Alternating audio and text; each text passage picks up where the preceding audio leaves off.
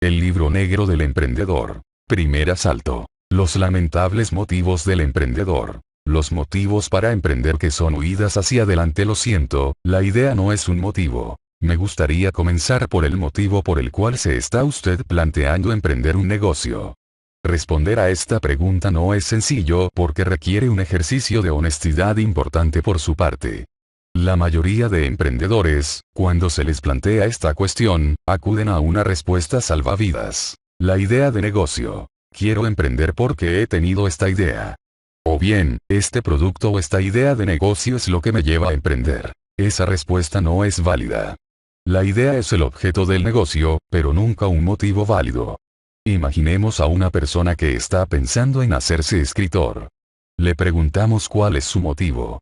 Y el futuro escritor nos responde: es que se me ha ocurrido un argumento genial. ¿Qué pensaría usted? Que no está ante un verdadero escritor. Y también pensaría: ¿qué será de este escritor cuando haya acabado con este argumento? Pensar que la idea o la oportunidad detectada es el motivo que le induce a emprender es un autoengaño flagrante y demasiado habitual. La idea es el vehículo de la actividad emprendedora, pero nunca una motivación sólida y duradera. Motivos lamentables. Pero la idea de negocio no es el único motivo en el que muchos emprendedores que luego fracasan se han apoyado para justificar su aventura empresarial. He aquí una lista de otros motivos, los más habituales. 1. Estar en paro y tener que salir adelante. 2. Odiar al jefe. 3. Odiar la empresa. 4. No depender de ningún jefe, no soporta recibir órdenes. 5. Compatibilizar la vida personal y profesional. 6. Tener libertad de horario. 7. Gozar de potestad para decidir cuáles son los días de vacaciones. 8. Ganar más dinero que trabajando por cuenta ajena. 9. Querer recuperar el patrimonio que perdió la familia. 10. Demostrar algo a los demás. 11. Demostrarse algo a uno mismo. 12. Demostrar algo a los padres. 13. Hacerse rico, dar un pelotazo. 14. Contribuir al desarrollo de la región. 15. Dedicarse a un tema que gusta y al cual no es posible dedicarse si no es emprendiendo. Bueno, no están todos los que son. Pero la lista es bastante exhaustiva. Quizá usted se ha reconocido total o parcialmente en alguno de esos motivos. Todos estos constituyen los que denomino lamentables motivos del emprendedor. Los motivos del 1 al 7 de la lista anterior son en realidad huidas hacia adelante de una situación personal o profesional que amarga y deprime a mucha gente. Es el caso de personas que anhelan un cambio de vida que no saben cómo acometer. Por eso los llamo lamentables. Porque es una pena que alguien se encuentre en tales circunstancias. Lo lamento de veras si es su caso. Pero también los motivos que van del 8 al 15 son también lamentables. Quizá menos que los 7 primeros, pero igualmente cuestionables para caracterizar al auténtico emprendedor. ¿Por qué lamentables? Porque, y esto que voy a decir es clave, el motivo que lleva a emprender guarda una relación directa con las probabilidades de éxito. En otras palabras, un motivo lamentable como los de la lista anterior suele ser un factor clave de fracaso. Como me dijo Juan Mateo, no tiene sentido emprender debido al síndrome del domingo por la tarde. Juan José Nieto lo expresó con mayor claridad. Cuando son las circunstancias las que le obligan, estamos ante un emprendedor carambola. Ahí se dan tremendas historias de fracasos e ilusiones rotas. Pero, en fin, de todo se aprende. José Aguirre, uno de los entrevistados, hoy un emprendedor de éxito, me explicó cómo él mismo, una misma persona, obtuvo distintos resultados en función del motivo que le llevó a emprender. Es cierto que las huidas hacia adelante son, en muchos casos, augurios de un fracaso. Yo he emprendido por diversos motivos. En el caso de la editorial que se me hundió, estaba en realidad, buscando una salida. En cambio, en Bestiario, mi actual empresa, no huía de nada, sino que tenía una ilusión y una visión que estaba por encima de cuál era mi situación laboral o personal. Emprendedor carambola es una muy acertada denominación. ¿Es usted un emprendedor carambola? Expresado de modo distinto. ¿Es usted un emprendedor de verdad o un probador de fortuna? No me cuente otra vez lo de su idea, no se aferre al salvavidas. Olvídese por un momento de la idea y piense, a título personal, en la dimensión vital. ¿Qué le mueve realmente a emprender? Un escritor no se convierte en tal porque tiene un argumento, sino porque desea ser escritor. Pues lo mismo para el emprendedor. Demasiadas excepciones. Bien, dicho esto, ahora voy a contradecirme para después aclarar mejor esta cuestión. Conozco muchos casos de personas a las que las circunstancias les impelieron a montar un negocio y después tuvieron un éxito apabullante. Concretamente, recuerdo el caso de un director de oficina bancaria al que prejubilaron con 50 años. Como la indemnización no iba a ser suficiente para lo que le quedaba de vida, se puso a buscar trabajo de nuevo. Nadie quiso contratar a alguien con 50 años. Así que montó una pequeña inmobiliaria. Hoy factura más de 15 millones de euros. No es el único ejemplo. Una de las personas a las que entrevisté tuvo un motivo absolutamente rompedor para convertirse en emprendedor. Su familia había tenido una industria muy importante y, debido a una crisis en el sector en la década de 1960, lo perdieron todo. Para indemnizar a los 150 trabajadores de la fábrica, su padre hubo de vender todo el patrimonio. Su hijo se propuso darle a su padre la satisfacción de ver recuperados todos sus bienes. Este fue su leitmotiv hasta lograrlo. El último año de vida de su padre, este emprendedor lo empleó en adquirir exactamente los mismos terrenos y pisos que su padre vendió para que, antes de morir, viese restituido todo aquello que había perdido. Incluso en mi caso yo tuve un motivo de los lamentables. Yo me hice emprendedor porque no me gustaba el entorno de multinacional. Además, miré hacia arriba y comprobé que por encima de mí, con más de 40 años, solo estaba el director general. En aquel momento yo tenía 27. Pensé que una carrera en una multinacional era insegura y por eso emprendí un negocio. Pero me fue bien y, lo reconozco, mi motivo para montar una empresa era uno de los lamentables. Y, como estos 3 casos, muchos más. Personas que, sin comerlo ni beberlo, se dieron cuenta de que no tenían más remedio o salida que emprender y tuvieron un éxito formidable. Para cada motivo lamentable, encontraremos no una, sino infinidad de personas a las que les fueron bien las cosas. ¿Qué pasa entonces con eso de que los motivos lamentables no proporcionan éxito? Eso no es así. El motivo es irrelevante mientras haya motivación. Vayamos a la explicación. Porque aquí el matiz es tremendamente importante. Tenemos que distinguir entre 2 términos tan próximos en su fonética como distintos en su significado. Motivo y motivación. Un motivo es un detonante, es una causa. Por ejemplo, el detonante de que el director de oficina bancaria montase su inmobiliaria fue el despido o jubilación anticipada. Pero otra cosa es la motivación. Esta hace referencia a las ganas, a la ilusión, al deseo profundo de emprender. El motivo que provoca su decisión no es importante mientras haya una ilusión real. Felipe Artalejo me dijo: creo que la motivación, entendida como ilusión, es determinante para el buen progreso del emprendedor. Sin ilusión solo se conseguirá el éxito con mucha suerte, estar en el momento adecuado en el sitio adecuado. Por ejemplo, es muy posible que un emprendedor en el sector de la construcción en España actualmente pueda conseguir el éxito, pero si no hay una fuerte ilusión detrás no durará mucho tiempo. Ferran Soriano es aún más contundente. Solo hay un rasgo que caracteriza al emprendedor verdadero, que es la voluntad de ilusión. El que lo hace por otros motivos, al no ser una motivación auténtica, encontrará en el camino retos descomunales que no podrá superar. Solo puedes superarlos si lo que te mueve es ser emprendedor.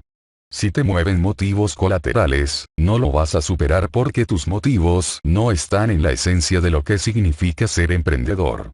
Para entendemos. Ser despedido es un motivo, pero no asegura motivación suficiente para emprender un negocio. Las verdaderas motivaciones son la ilusión y el deseo de emprender per se, como modus vivendi. Pongamos un símil. Para explotar, una bomba precisa de un detonador y de dinamita.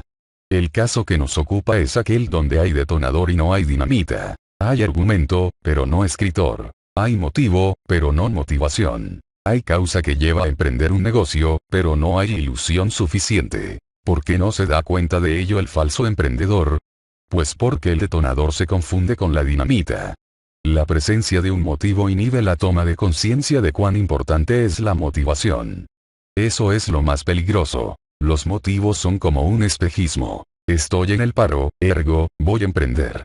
Ya tengo justificación. O no es motivo suficiente no tener ingresos. O, por ejemplo, he conseguido una exclusiva para España de un producto asiático. O no es motivo suficiente haber conseguido un producto en exclusiva. Pues no, no es suficiente. Repito, son motivos, pero no aseguran una motivación sólida y duradera, la del auténtico y verdadero emprendedor. Igual que el hábito no hace al monje, el motivo tampoco hace al emprendedor. Bien, supongo que ahora ya habrá identificado, en su caso, el motivo, el detonante que le lleva a emprender. En casi todos los casos hay un detonante. Ninguna bomba explota si el detonador no la enciende. Tener motivo para emprender no es ni bueno ni malo. Es irrelevante. Por tanto, en realidad es poco importante cuál de los 15 motivos de la lista con que se iniciaba este asalto es el suyo. Lo que de verdad importa es si hay dinamita. Hay, en su caso particular, una motivación suficientemente sólida. ¿Tiene usted verdadera naturaleza de emprendedor? ¿Tiene madera para emprender? A fin del primer asalto. Pasemos al siguiente para responder estas cuestiones. Resumen. La idea de negocio no es un motivo. No la tenga en cuenta para tomar su decisión. Además de la idea, cualquier otro motivo para emprender, entendido como detonante, es irrelevante. Lo importante es la motivación, es decir, si está suficientemente ilusionado con el hecho de emprender. Primer FCF. Emprender con un motivo, pero sin una motivación. Segundo asalto. Emprendedores y bomberos. ¿Cómo saber si uno tiene madera de emprendedor? El falso emprendedor. Existen auténticos emprendedores y falsos emprendedores. No me refiero a falsos en el sentido moral, en el sentido de que pretenden engañar a alguien, sino en el sentido de que se están engañando a sí mismos. Vamos a ver dos estadios muy básicos de falso emprendedor para después adentrarnos en la naturaleza del verdadero emprendedor. En el nivel más básico de falsos emprendedores, se encuentran las personas que denomino emprendedores NIF. Para estas, ir al notario y constituir una sociedad mercantil supone convertirse en emprendedores. De hecho, uno de los síntomas de la persona que en realidad no tiene un ápice de emprendedor es el habitual y pomposo comentario de, el día tal voy al notario, como si ir al notario le diese a uno el carné de emprendedor. Emprender no es dar de alta una sociedad en el registro mercantil o independizarse de la empresa en la que uno trabaja. Esos son solo trámites administrativos o legales que permiten trabajar por cuenta propia en lugar de por cuenta ajena. Está claro que un negocio debe operar bajo un número de identificación fiscal y una forma legal determinada. Son pasos necesarios para emprender, pero no es emprender. Esta distinción puede parecer una obviedad, pero no lo es. Se llevarían las manos a la cabeza si supieran la cantidad de personas para quienes tener un NIF procura una increíble tranquilidad y seguridad. Ir al notario nos permite fanfarronear en una cena de amigos de que acabamos de iniciar un negocio o de que tenemos nuestra propia empresa, pero, de momento, lo único que hemos hecho ha sido gastar dinero. En un segundo estadio, tenemos las personas que denomino emprendedores idea feliz. Para estos una idea de negocio determinada, conseguir una franquicia, exportar o importar en exclusiva una marca o producto determinado supone ya ser emprendedor. La idea se convierte en su salvavidas, en la piedra filosofal que todo va solucionado. Veremos más sobre esto en la tercera parte. Emprender no es dar de alta una sociedad, no es montar una tienda, una agencia de publicidad o una empresa de exportación. Emprender no es montar un negocio. Emprender no es siquiera un modo de trabajo. ¿Qué es entonces emprender? Emprender es una forma de enfrentarse al mundo, es una manera de entender la vida con la que no todo el mundo se siente a gusto. ¿Y cuál es esa forma de vida? Es aquella en la que la persona disfruta con la incertidumbre y la inseguridad de qué pasará mañana. El verdadero emprendedor es aquel a quien lo incierto procura un especial placer. En cierta ocasión, esperando en una sala para entrar a un plató de televisión donde iba a ser entrevistado a propósito de uno de mis libros, tenía a mi lado a un miembro del Cuerpo de Bomberos de Barcelona. Le pregunté por su profesión. ¿Por qué bombero? Quise saber. Su respuesta fue rotunda.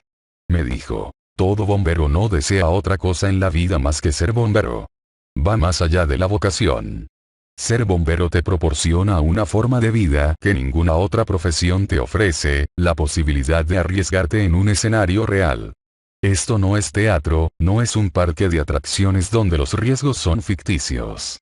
Los riesgos que corremos cada día son reales. Un incendio, un escape de gas, un edificio que se ha derrumbado, no puedes imaginarte lo que se siente, es adrenalina pura, es una forma de vida que se convierte en una droga a la que no se puede renunciar.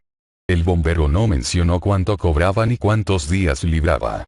Me contó que había sido maestro de escuela y que, sin embargo, desde pequeño había tenido, y sentido, la necesidad de ser bombero. Mientras ejercía de maestro se preparó para las oposiciones a bombero, y cuando las hubo aprobado, abandonó las aulas para ponerse el casco y apagar fuegos. Y ahí estaba, a punto de entrar a un plató de televisión para explicar su última aventura por las calles de Barcelona. Pues igual que la persona con vocación de bombero acaba siéndolo, el emprendedor con vocación, tarde o temprano, también. No podrá evitarlo. El bombero disfruta con la incertidumbre y la experiencia del riesgo. He aquí la primera prueba de fuego, nunca mejor dicho. Que deben pasar un bombero y un emprendedor. Si usted es una persona que no disfruta con la incertidumbre, es que no es un emprendedor. Es cierto que uno puede acostumbrarse a la incertidumbre y que esta es a menudo la causa de muchos dolores de cabeza de los emprendedores, pero otra cosa bien distinta es saber que a uno le vencen la incertidumbre y el riesgo. Hay gente que prefiere la seguridad, la rutina o, sencillamente, que sea otro quien acarree con la responsabilidad de unas nóminas. No es mejor ni peor. Es una opción perfectamente válida. Pero esas personas, cuando montan un negocio, se estrellan. Porque no se da la característica esencial que todo emprendedor debe tener, el deseo de moverse en un entorno incierto. La Asociación de Jóvenes Emprendedores de Murcia me invitó una vez a dar una conferencia a sus asociados. Una persona con quien compartí la clásica mesa redonda con que suelen clausurarse estos eventos dio una definición de empresario que no puede ser más acertada. El empresario es la persona que se mueve en un mundo incierto para que los que trabajan para él crean que ese mundo es seguro. El mundo es, por definición, incierto. Nadie puede asegurar nada, ni tan siquiera el presente. Pero no a todo el mundo le gusta sentir eso en su piel todas las mañanas laborables, y no laborables, de su vida. Emprender es el acto de reducir la incertidumbre en uno de los actos más antiguos de la humanidad. El intercambio, el comercio. Emprender es esa forma de vida y de encarar el mundo. Aceptar la incertidumbre como el principal de los ingredientes. Aún más, de hecho, la verdadera y única causante de que la acción emprendedora tenga sentido es la propia incertidumbre. Jorge Wagensberg escribió, la felicidad requiere que el futuro sea incierto. Pues el emprendedor, aún lo requiere más. Un rasgo que caracteriza a los auténticos emprendedores es que no contemplan la posibilidad del fracaso. No es que estén ciegos o sean ilusos. Seguramente no lo son y sus dosis de realismo son elevadas. Pero su ilusión puede más que todo ello. Me dijo Juan Mateo, emocionado. Cuando emprendes de verdad, el fracaso no lo contemplas. Todo empieza con un sueño. Te imaginas un escenario que te emociona lo suficiente como para dejarte la vida por conseguido. Es como cuando te casas. En principio es para toda la vida. Tiene un punto de locura, de inconsciencia. El fracaso no entra en los planes, ni tan siquiera se considera. No pierda el tiempo. Si ahora ya sabe que nunca va a ser capaz de adaptarse a esa incertidumbre, plantéese si llevar a término el negocio que le ronda por la cabeza. No piense en su idea, analice si le apetece que esa idea sea la que traiga la incertidumbre a su vida. Emprender por el placer de emprender. Recuerdo otra conversación con un emprendedor nato que tiene más de 7 negocios, da empleo a varios cientos de personas y factura más de 100 millones de euros anuales. Le pregunté si siempre había querido ser emprendedor. Me respondió así. No, de pequeño quería ser médico. Pero cuando lo soñaba, no me imaginaba a mí mismo con la bata blanca curando gente, sino que imaginaba que era el fundador y propietario de 7 hospitales con más de 1000 médicos en plantilla. Asistimos con este testimonio a la segunda característica del emprendedor. Emprender se convierte en un medio y en un fin al mismo tiempo. Es parecido a lo que sucede con la creatividad. Cuando un científico o un artista intentan crear algo nuevo, su campo de acción, su disciplina o especialidad es instrumento y fin. Un escritor que desea crear un nuevo estilo literario hace de la literatura una herramienta y una meta a la vez. Asistimos a la denominada motivación intrínseca de las cosas. Bajo esa motivación, cualquier estimación de riesgo es estéril. Sencillamente, se desea lo que se hace y punto. Es un deseo que nace dentro de uno y que no goza de mayor explicación. En este segundo caso, no hace falta que uno se plantee si se sentirá a gusto en la incertidumbre porque, como la persona de la que di su testimonio, lo único que desea es consolidar los 7 hospitales. ¿Qué sentido tiene? Ninguno. Tiene el mismo sentido que pintar el Guernica o escribir 100 años de soledad. Como dijo Paul Auster en su discurso de aceptación del Premio Príncipe de Asturias de las Letras, tratando de explicar en qué consistía escribir, y por qué se empeñaría alguien en hacer una cosa así. La única respuesta que se me ha ocurrido alguna vez es la siguiente: porque no tiene más remedio, porque no puede hacer otra cosa. Esa necesidad de hacer, de crear, de inventar es sin duda un impulso humano fundamental. ¿Pero con qué objeto? ¿Qué sentido tiene? Ninguno que se me ocurra. Puede pensarse que el emprendedor quiere ganar dinero, hacerse millonario, quiere dejar su impronta en el mundo, quiere ser alguien, quiere crear empleo, crear riqueza en su región y un largo etcétera de motivaciones que justifiquen la utilidad de su acción emprendedora. Puede haber algo de todo ello, pero el verdadero emprendedor va más allá de todo eso. La realidad es que él, como Auster afirma en el caso del creador literario, no puede hacer otra cosa. Carlos Barrabés, creador junto a su hermano José Cristóbal de la web líder de venta de material de escalada y de alta montaña, comenta en uno de los programas emitidos en TVE2 por la escuela Vanespimi: un emprendedor se reconoce a sí mismo porque tiene un vacío interior. Esto no quiere decir que no sea feliz. Posiblemente sea feliz. Pero tiene un vacío interior, realmente profundo, que llenar. Y la única manera que tiene de llenar ese vacío interior es creando conceptos. Y no muchas cosas más. Con eso ya sabe si es un emprendedor o no. Recomiendo escuchar este testimonio en directo en www.vanespime.org 3, porque una cosa es leerlo y otra oírlo con la voz quebrada y emocionada de un emprendedor. Fijémonos que el concepto del que habla Carlos Barrabés no es muy distinto al de vacío interior que mueve al artista a crear. Hay mucha concomitancia entre los motivos del emprendedor y los del creador a los que se refería Paul Auster. De hecho, varios de los entrevistados me aseguraron que reconocían al verdadero emprendedor porque al ganador se le adivina en la mirada. Lo ves en los ojos, en cómo te mira cuando te habla del negocio que va a montar. Y cuando fracasa, lo vuelve a intentar. Otro me dijo: reconozco al verdadero emprendedor porque cuando me explica su proyecto y le pregunto ¿lo tienes claro?, me responde que no hay nada que desee hacer más. La ilusión, motor y combustible al mismo tiempo. Tanto el que soñaba con sus 7 hospitales como el que amaba la incertidumbre deseaban más que nada en este mundo ser empresario y bombero, respectivamente. Uno deseaba el riesgo y el otro la posibilidad de crear algo grande. Ambos testimonios contienen la esencia de lo que significa ser emprendedor. El amor a la incertidumbre y el placer por la propia actividad emprendedora proporcionan tanto el motor como el combustible que mueve al emprendedor. La ilusión. Si en algo han coincidido las decenas de testimonios con los que he contado para la elaboración de este libro, ha sido en este punto. El emprendedor saca su energía de un combustible llamado ilusión. Para emprender, como hemos avanzado en el anterior asalto, hay que tener una ilusión enorme, descomunal, infinita. He aquí varios testimonios suficientemente elocuentes. Un emprendedor no se hace en una escuela de negocios. Nunca. Emprender es un acto emocional. Creo que ser emprendedor no es cuestión de conocimiento sino de carácter, y en estos casos, como antiguamente se decía, a quien Dios no da, Salamanca no presta. El verdadero emprendedor no necesita motivos externos. Lo hace para sí mismo, tiene que ver con su carácter. Hemos hablado ya de la ilusión en el anterior asalto. Es lo que diferencia al verdadero del falso emprendedor. Es más, cuando se acaba la ilusión, es habitual que muchos negocios se vengan abajo. Más allá de su motivo, cuya irrelevancia ya he puesto de manifiesto, la naturaleza del emprendedor, que le impele a disfrutar del propio acto de emprender y de la incertidumbre que conlleva, es su verdadero motor. La naturaleza del emprendedor genera en él una ilusión tan infinita como inagotable. Fuera de esta cualquier otra motivación da como resultado a un tendero, a un tenedor de acciones o a un propietario de una empresa. Pero no a un emprendedor con todas sus letras. Si no es su caso, tampoco hay que arrojar la toalla.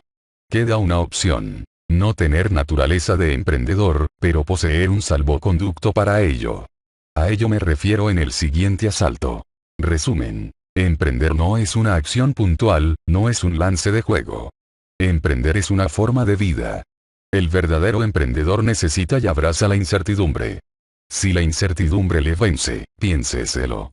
El auténtico emprendedor disfruta emprendiendo, el acto de emprender es un medio y un objetivo al mismo tiempo. La persona con carácter emprendedor es aquella que ama la incertidumbre y el propio acto de emprender. Segundo FCF. No tener carácter emprendedor. Tercer asalto. Salvoconducto para viajar por Businesslandia. A falta de carácter emprendedor, la condición que lo iguala espíritu luchador para las adversidades. Me gustaría ahora matizar lo expresado en el asalto anterior. Yo puedo no tener las aptitudes para ser pintor, pero sí una sensibilidad artística que me permita hacer buenos cuadros. Yo puedo no tener naturaleza de deportista, pero aún así ganarme la vida con ello. Si exigiésemos a todo médico, deportista, ingeniero, abogado, etc., que tuviese las características fundamentales que se requieren para su profesión, sobrarían la mitad de los médicos, deportistas, ingenieros, abogados, etc., que hay en el mundo. En el caso de emprender hay una faceta personal que permite a cualquier persona sin madera de emprendedor ser capaz de sobrevivir y triunfar en casi cualquier aventura empresarial. Se trata de la capacidad de sobreponerse a las dificultades, de afrontar reveses. Llámele capacidad de sufrimiento, espíritu luchador, tenacidad. Javier Gabriel me explicó. Cuando hice la serie de televisión, filmada en el Amazonas, tardé 3 años en colocarla y venderla a diversas televisiones de 3 continentes. Todo es constancia, tenacidad y perseverancia para un buen producto, para algo que tú fueses el primero en comprar sin dudarlo. Partamos de la premisa de que rara vez, por no decir nunca, lo que logramos es lo que habíamos planificado. Oí decir una vez al reputado economista y buen amigo Javier Sala Martín que no hay nada más inútil que hacer planes. Volveré sobre esto en la quinta parte, pero lo que quiero resaltar ahora es que, tanto si sale todo mejor de lo previsto como si sale peor, los resultados de nuestra acción emprendedora nunca van a cuadrar con nuestras previsiones, con nuestros planes. Y en uno y otro caso, habrá problemas. Cuando las cosas van peor de lo previsto, está claro cuáles son los problemas. Pero incluso cuando van mejor surgen nuevos problemas y retos que hay que afrontar y para los cuales tampoco estábamos preparados. De pronto hace falta más dinero, más inversión, más recursos, conocida es la frase morir de éxito. O sea que tanto por exceso como por defecto la realidad no es nunca la que esperábamos encontrar. Pero además de la diferencia entre realidad y expectativas, en la aventura de emprender surgen muchos otros imprevistos. Por ejemplo, cuando monté mi empresa, dependíamos en gran medida de un cliente potencial que prometió convocarnos a concurso cuando tuviese proyectos que llevar a cabo. Construimos nuestro plan de negocio basándonos en esa oportunidad.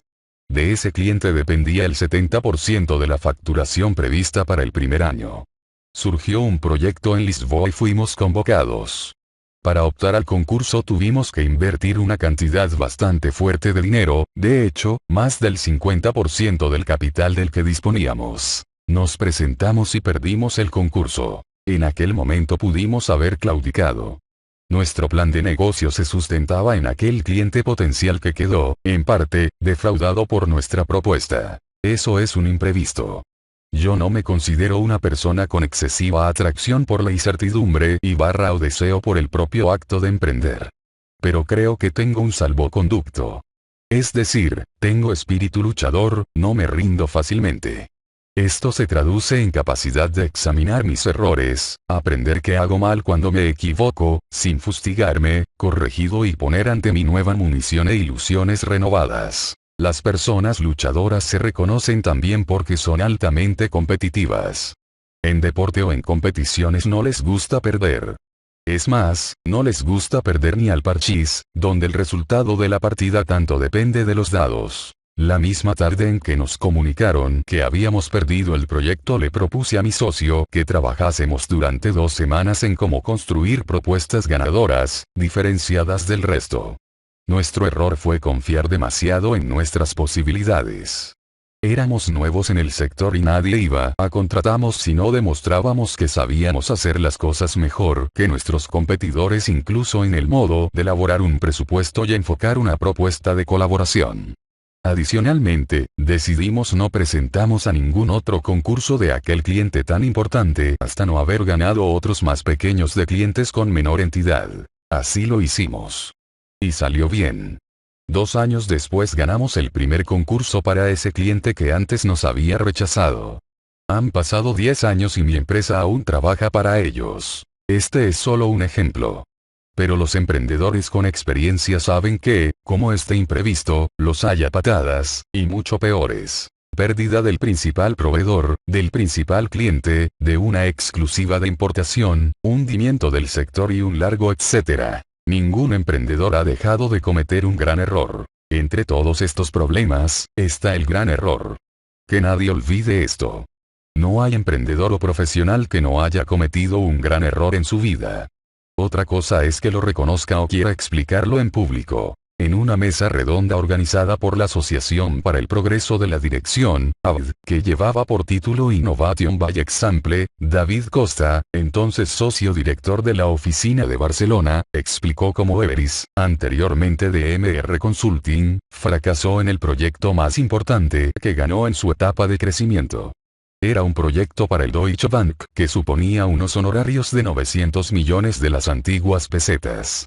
En aquel momento, DMR facturaba 1.200 millones de pesetas. ¿Puede uno imaginar lo que significaba aquel encargo? La empresa no estuvo a la altura de las expectativas de su cliente. ¿Saben cuál fue la decisión de DMR después de varios años de trabajo? Devolver el dinero a su cliente y reconocer su error. Repito. Devolvieron 900 millones de las antiguas pesetas. Bien, esto es muy fácil de decir, pero en aquel momento podía haber supuesto el cierre de una empresa de varios cientos de trabajadores, de una empresa con un prometedor futuro. El final de esta historia es feliz. DMR, o Everis, sobrevivió a aquel error, sus directivos aprendieron que no debían aceptar encargos para los cuales no estaban todavía dimensionados y salieron adelante. Pero debieron sufrir. Caramba, si debieron sufrir. Solo se puede confiar en las personas, instituciones o empresas que asumen la responsabilidad de sus errores. Esto que parece tan fácil es más inusual que un eclipse completo de sol. De veras que vivir con un error a cuestas o con haber sido pillado en falta es duro. Pero un emprendedor con salvoconducto sabe asumirlo y aprende de las adversidades. En lugar de deprimirse y enviarlo todo a hacer gárgaras, piensa, corrige y actúa. Cuando lo que toca es redefinir. De todas las fuentes de imprevistos tal vez sea esta la fundamental. Cuando uno plantea un nuevo negocio, encontrará que su idea tendrá que ser ajustada, adaptada, parcialmente modificada, o incluso, como en el caso anterior, redefinida. Surge entonces una sensación. Es que yo no quería un negocio así. El salvoconducto exige supeditarse a lo que el negocio debe ser o es más conveniente que sea, aunque no sea lo que nos gusta. El emprendedor podrá toparse con problemas, pero jamás podrán quitarle el afán de salir adelante. El salvoconducto que, sin ser un emprendedor total, habilita para emprender porque arroja parejos resultados consiste en no derrumbarse, en no rendirse, en cambiar lo que haya que cambiar cuando las cosas no son como preveíamos que iban a ser. Si además tenemos en cuenta que jamás las cosas son como prevemos, eso significa que la capacidad de enfrentarse a las situaciones desconocidas, imprevistas y no deseadas condiciona absolutamente la supervivencia. Recuerde que no fracasan las ideas, fracasan las personas. Recuerde que no fracasan los negocios, sino que son las ilusiones las que se dejan vencer por la falta de cintura, imaginación y flexibilidad para afrontar imprevistos. Recuerdo que, con 28 años, un par de meses antes de emprender mi empresa, en un vuelo entablé conversación con el pasajero que se sentó a mi lado. Era un emprendedor con muchos años de experiencia. Le expliqué que iba a iniciar un negocio en breve, pero que a veces dudaba sobre si yo era una persona adecuada para emprender. Me escuchó en silencio, miró por la ventanilla del avión, y luego me soltó una sola frase que a menudo mi socio me recuerda. Para ser emprendedor, sobre todo hay que ser un gran fajador. ¿De qué depende tener o no salvoconducto? En este punto, el lector puede preguntarse de qué depende que una persona sea así de tenaz y luchadora y, en cambio, otra no lo sea. No está documentado, pero depende, sobre todo, del entorno en el cual uno ha nacido y crecido, donde ha sido educado. La inquietud y las ganas de aprender, el afán de superación crean el carácter curtido y forjado. 4. Es cierto que hay emprendedores que lo son genéticamente. Es algo inexplicable, son personas con un afán emprendedor que reside en su propia naturaleza. Pero esto no es lo habitual. El emprendedor normal se hace gracias al entorno personal o profesional en el que se ha desarrollado como persona. Suelen ser gente cuyas circunstancias o educación han sido muy difíciles, tanto por haber tenido una mala relación con sus padres, sus amigos o sus maestros, como por haber crecido en un entorno de carestía o dificultades económicas y, por ejemplo, haber tenido que pagarse los estudios trabajando. Las personas luchadoras son las que están habituadas a la adversidad y a la frustración, y han desarrollado por ello una capacidad brutal de resistencia. Están entrenadas para resistir y resistir. Son personas optimistas, que no se amilanan fácilmente ante las dificultades. Ferran Soriano me dijo, el emprendedor nace y se hace. En cualquier caso, es muy importante la educación familiar. Una persona cuyos familiares sean pequeños empresarios o tenderos tendrá más propensión a ser emprendedor que el hijo del presidente de una multinacional, puesto que el primero se habrá educado en la filosofía de que para ganarse la vida hay que depender de uno mismo, de su trabajo, de que no hay nada garantizado. Pero ¿qué ocurre si este no es nuestro caso, si no nos hemos desarrollado en un entorno así? En ese caso, lo que hay que hacer es fomentar la capacidad de aguante y el espíritu de sacrificio. No es preciso hacerlo en el ámbito empresarial. Proponemos un objetivo intelectual, como aprender un idioma, adquirir destreza en una disciplina, dominar un deporte, practicar algún tipo de ejercicio físico. Proponemos la realización de un plan y, mediante disciplina y esfuerzo, lograr unos objetivos. Así se experimenta la capacidad de sufrimiento y, lo más importante, se comprueba la infinita satisfacción que procura alcanzar los resultados que uno se propone. Analice si es usted una persona con capacidad de sufrimiento. En caso contrario, rodéese de personas que posean esa capacidad porque es quizá aún más importante que tener madera de emprendedor. Un FCF es no disponer de esta cualidad. Una cualidad que en algunos es natural, pero que también puede desarrollarse. Y que es necesaria. No está cuantificado, pero creo que no ando muy errado al afirmar que el fracaso del 50% de emprendedores se debe a la falta de espíritu luchador. Hay gente a la que le cansa vivir. A la persona con salvoconducto, no. Resumen. Los resultados que se obtienen nunca coinciden, para bien o para mal, con las expectativas. Eso siempre genera problemas. El camino del emprendedor está lleno de imprevistos y errores.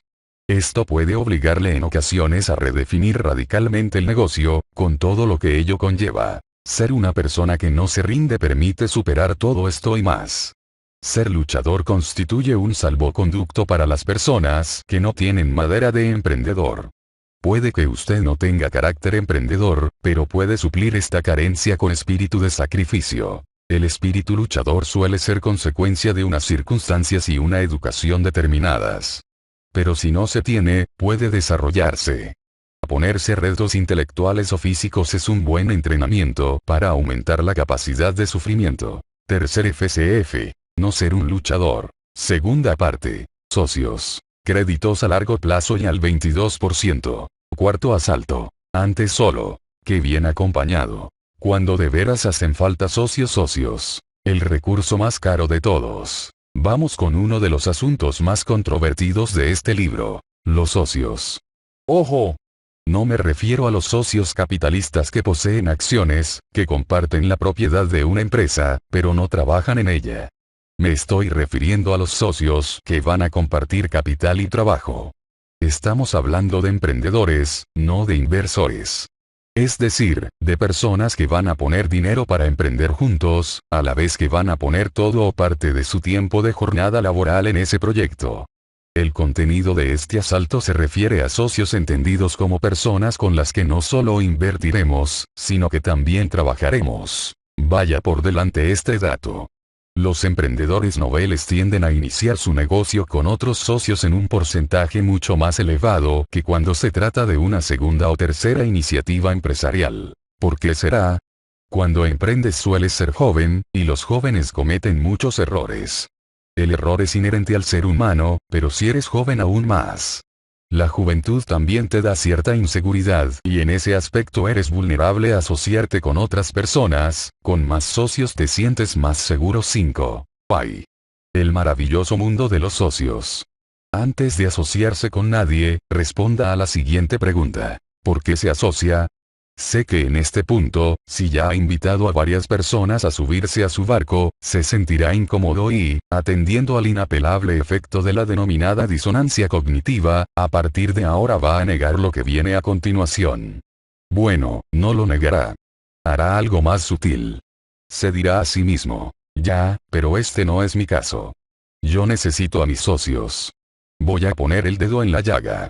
El motivo principal por el cual el emprendedor novel se asocia es este. Miedo. Miedo a emprender, miedo a que las cosas vayan mal, a no tener en quien apoyarse, miedo a no ser capaz de hacerlo todo, miedo a cometer errores, miedo, en definitiva, a estar solo. Los emprendedores inexpertos buscan compañeros de viaje más por el miedo, la aversión al riesgo y el querer sentirse acompañados que por verdadera necesidad. Armando Leris, otro entrevistado, también lo ve así. Es mejor emprender solo si puedes aguantar la presión.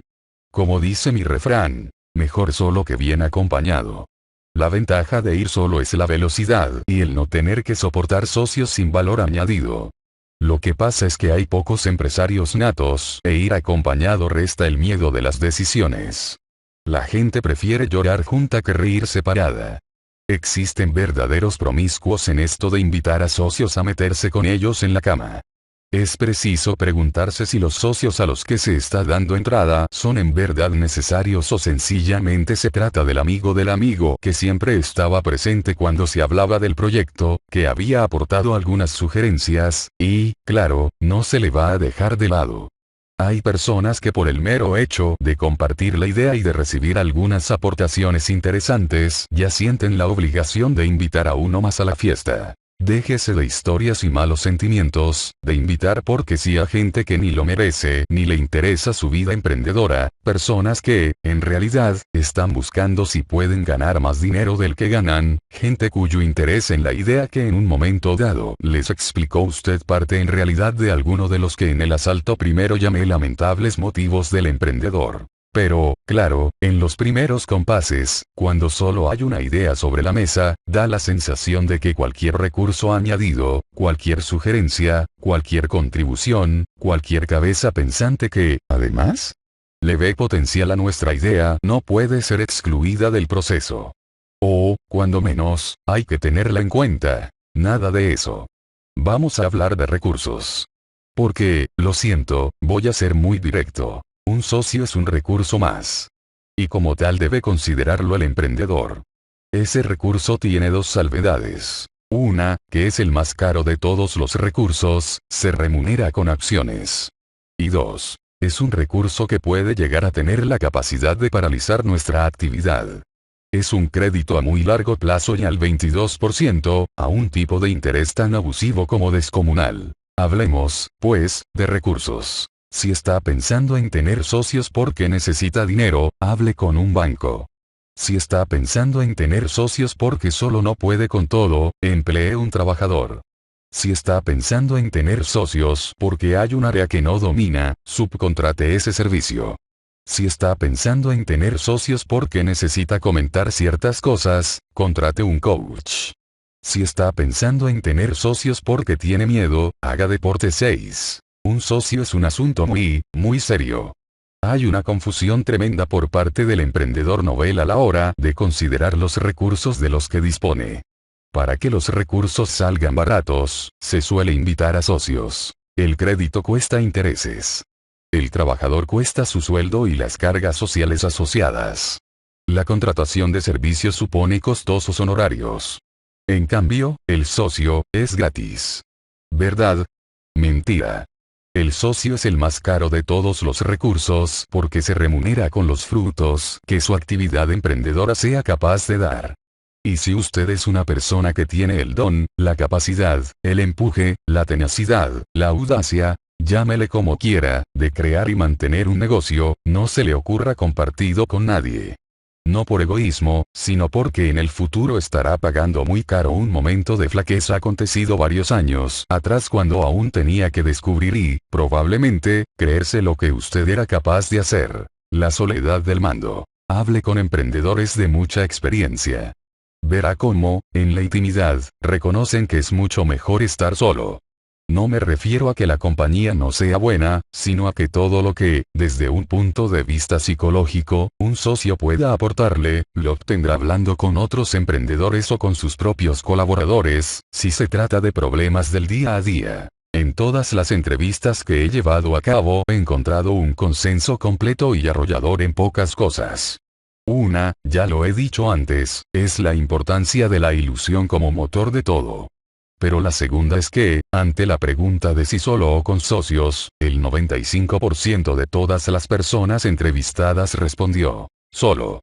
Algunos testimonios. Claramente, es mejor emprender solo.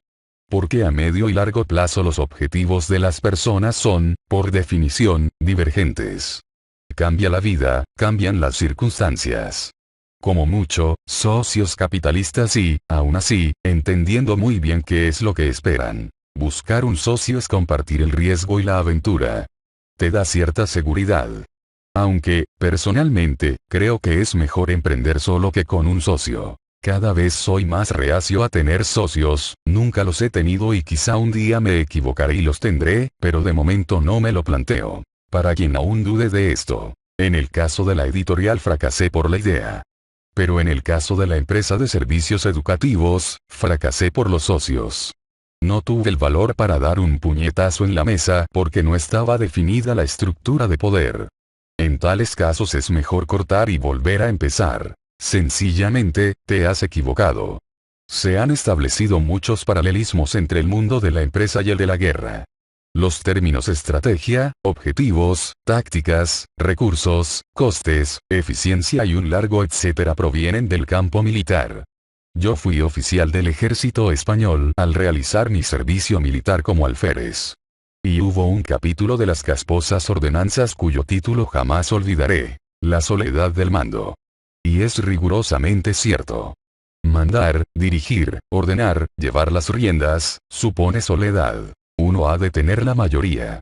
Alguien debe tener el poder y la autoridad. Las empresas donde manda más de uno no funcionan. Porque cuando hay problemas alguien debe tener el mando y decir la última palabra en relación con lo que hay que hacer. Es necesario dejar muy claro quién es el líder, quién es el que manda. En la manada no todos pueden mandar. Solo puede hacerlo uno. Hoy en día, a diferencia del pasado, uno de los factores más importantes en el mundo empresarial es la velocidad en la toma de decisiones. Esa velocidad es difícil de imprimir cuando hay que consultar con socios cualquier decisión. Decidir solo permite decidir rápido.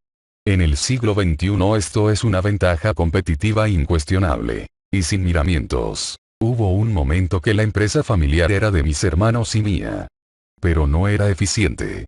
Había demasiados condicionantes. Les ofrecí a mis hermanos comprar sus acciones para poder actuar con libertad 7. Y es que en esto de emprender hay una particular visión de las cosas que no puede ser compartida con nadie. Es una mezcla entre intuición y visión de negocio. Algo parecido a lo que sucede con los espigones de piedras con los que se hacen rompeolas artificiales. Los ingenieros no han encontrado explicación alguna para comprender por qué el mar se traga algunos espigones y otros no. En su novela Travesuras de la Niña Mala, Mario Vargas Llosa crea un personaje fabuloso, una especie de chamán de los rompeolas que, mirando al mar, adivina dónde una obra faraónica como es un espigón permanecerá para siempre y dónde no. Sucede algo parecido con el emprender. Su visión particular de las cosas no puede ser racionalizada. Pero es la suya y es la que debe prevalecer por encima de todo. No todo emprendedor es un chamán que intuye dónde los espigones no serán engullidos por las olas, pero los emprendedores verdaderos le dan un gran valor a su intuición en la toma de decisiones. Y las intuiciones, por definición, son individuales y no colectivas. Asóciese sí, y solo sí, no le queda más remedio. Es decir, si no consigue el capital que precisa en el banco. Porque del resto de recursos, trabajadores, proveedores, tipos que hacen coach y gimnasios donde hacer footing, haya patadas. El buen emprendedor sabe que mejor solo que bien acompañado. Hay situaciones en que sea recomendable asociarse. Dicho esto, es cierto que hay situaciones en las cuales un socio capitalista puede ser necesario. Porque existen proyectos en los que un banco no va a confiar y, en cambio, una sociedad capital riesgo o un business angel sí va a hacerla. Proyectos de empresa que cuestan bastante más dinero del que uno dispone. En dicho caso, reconozco que un socio capitalista es la única de las opciones.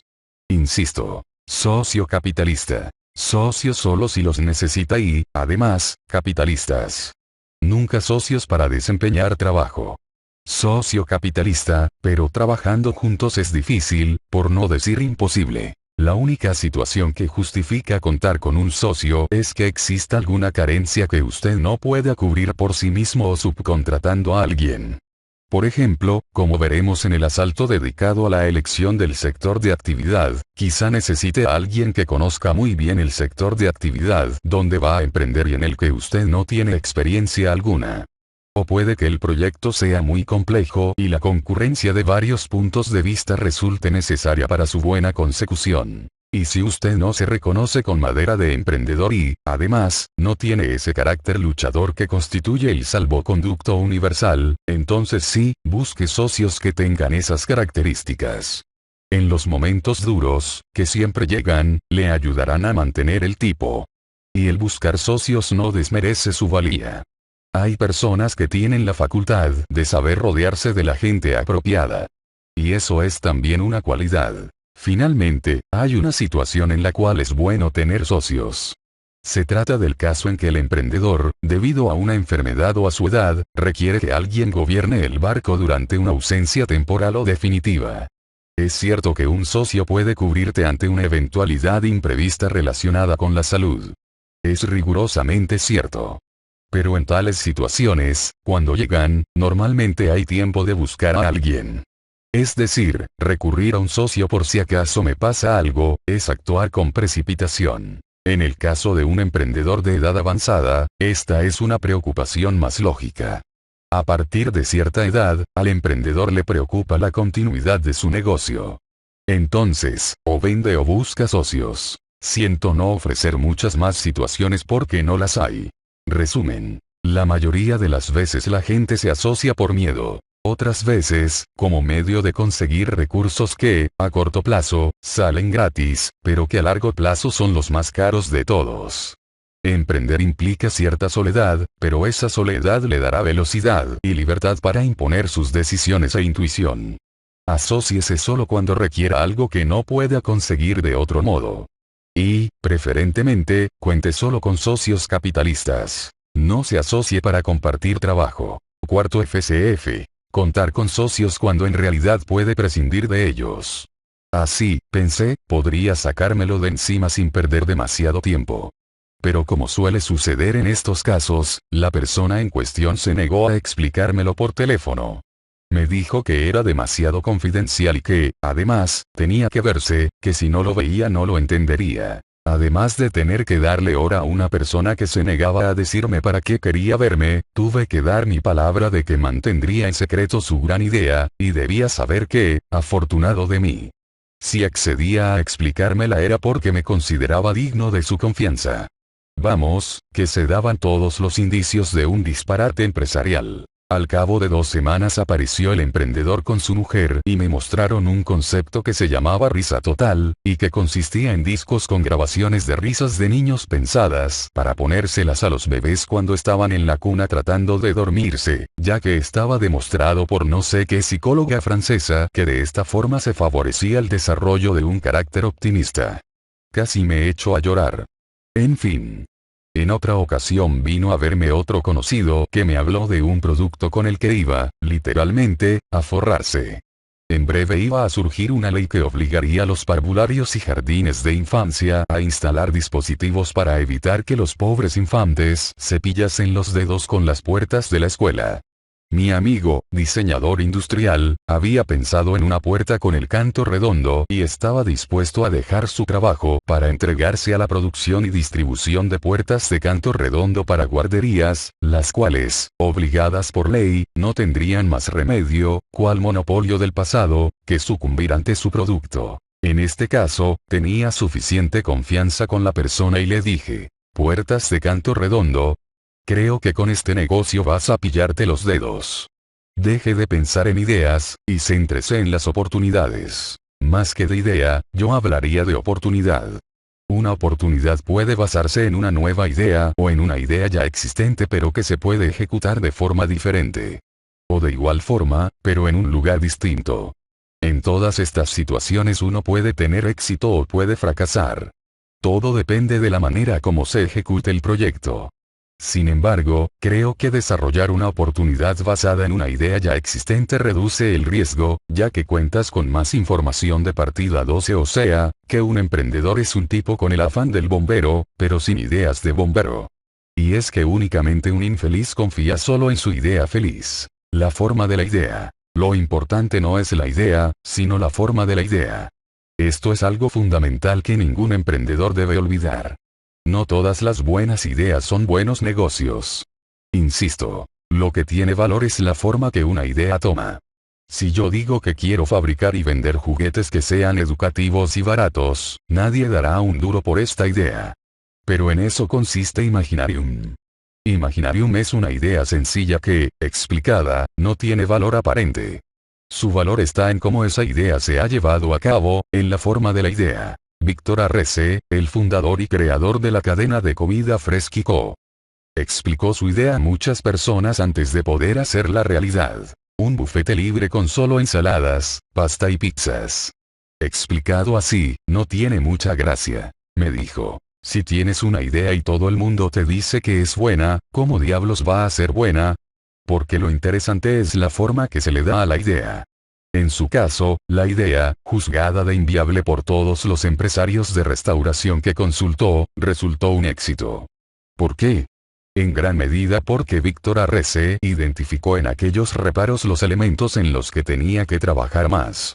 Así, la forma final de su idea fue la de restaurantes modernos, en el centro de las ciudades, menús a 1000 pesetas, ingredientes sanos, posibilidad de repetir cuantas veces se quisiera. Vendió su cadena de restaurantes a Agrolimen unos años después, con varios locales abiertos por toda España. Esta es una máxima universal. Más vale una idea mediocre brillantemente implementada que una idea brillante mediocremente implementada. Claro que es posible tener una ocurrencia feliz o inventar y patentar algo que funcione, pero por cada emprendedor que triunfe gracias a la idea feliz, encontrará 20 que triunfan gracias a la forma de una idea que ni fu ni fa. El mundo está lleno de ejemplos de ideas que explicadas no valen nada, pero cuyo éxito se debe a la forma como han sido hechas realidad. Un buen modo de saber si la idea le está cegando es preguntarse: si no tuviera mi gran idea, ¿estaría animado a emprender otro tipo de negocio? Si la respuesta es no, si al esfumarse la idea brillante que iba a hacerle rico, ya no tiene ganas de emprender, entonces déjelo por ahora. Porque ese es un síntoma de que la idea le ciega, de que no es el afán de emprender lo que le mueve, como observábamos en el asalto a emprendedores y bomberos. La idea le domina a usted y ante el primer revés se hallará desarmado. ¿Por qué le van a comprar? No se centre en qué le van a comprar, eso no es importante, sino en por qué le van a comprar, eso sí que es clave. Lo importante no es el producto, sino la ventaja que sea capaz de construir y ofrecer. ¿Y qué es una ventaja? No hace falta que lea muchos libros de estrategia empresarial. Se lo resumiré. La gente le va a preferir a usted solo por dos motivos. Porque hace algo mejor o porque lo hace igual que los demás pero más barato. Y no hay más. ¿Ese por qué me van a comprar? Se aplica tanto a servicios como a productos tangibles e intangibles. Si no puede responder a esta pregunta, no tiene todavía negocio. Pero no es solo eso. Si no es capaz de responder con una sola frase, es que su idea todavía no está bien definida. Un concepto de negocio que no pueda explicarse en menos de 30 segundos difícilmente podrá tener éxito.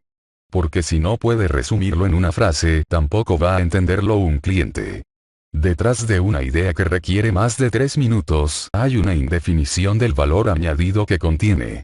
Cualquier cliente potencial se cansará y desconectará antes de entender qué tiene usted que ofrecerle porque todo el mundo desconfía del valor que puede tener algo que, tras 3 minutos de explicaciones, aún no ha entendido. Por tanto, eso de que no le quiten la idea es una memes. No se trata de no explicarla. Al contrario. Coméntela con el mayor número de personas posible. Así obtendrá un montón de información sobre la forma que esa idea ha de tener para que resulte. No se trata de esconder la idea, se trata de contrastarla y de comprender cómo reacciona la gente ante ella.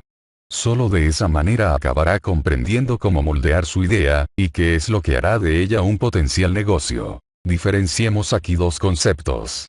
1. La forma de la idea, que es la capacidad de ponerla en valor en el mercado. Y 2. El modelo de negocio que la hace sostenible.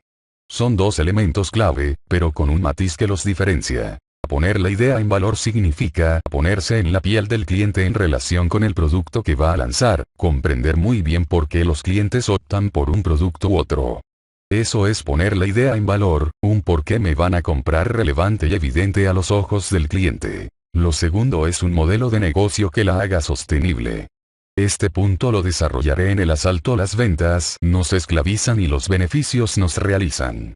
Toda idea tiene uno o varios modelos de negocio que la hacen sostenible. Pero también cada idea tiene uno o varios modelos de negocio que la hacen inviable. Por tanto, la forma de la idea no solamente es la puesta en valor de la idea, sino la capacidad de enmarcada en un modelo de negocio que les afín.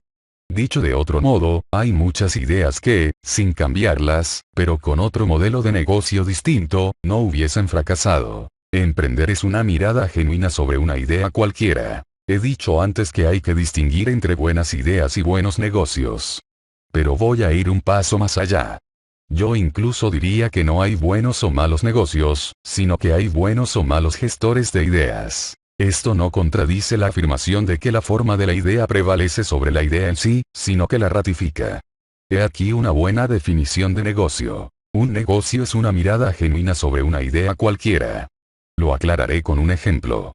Imaginemos un concurso entre dos escultores a los que entregamos dos bloques de piedra idénticos, los recursos, y una modelo, la idea. Ambos parten del mismo material y de la misma idea.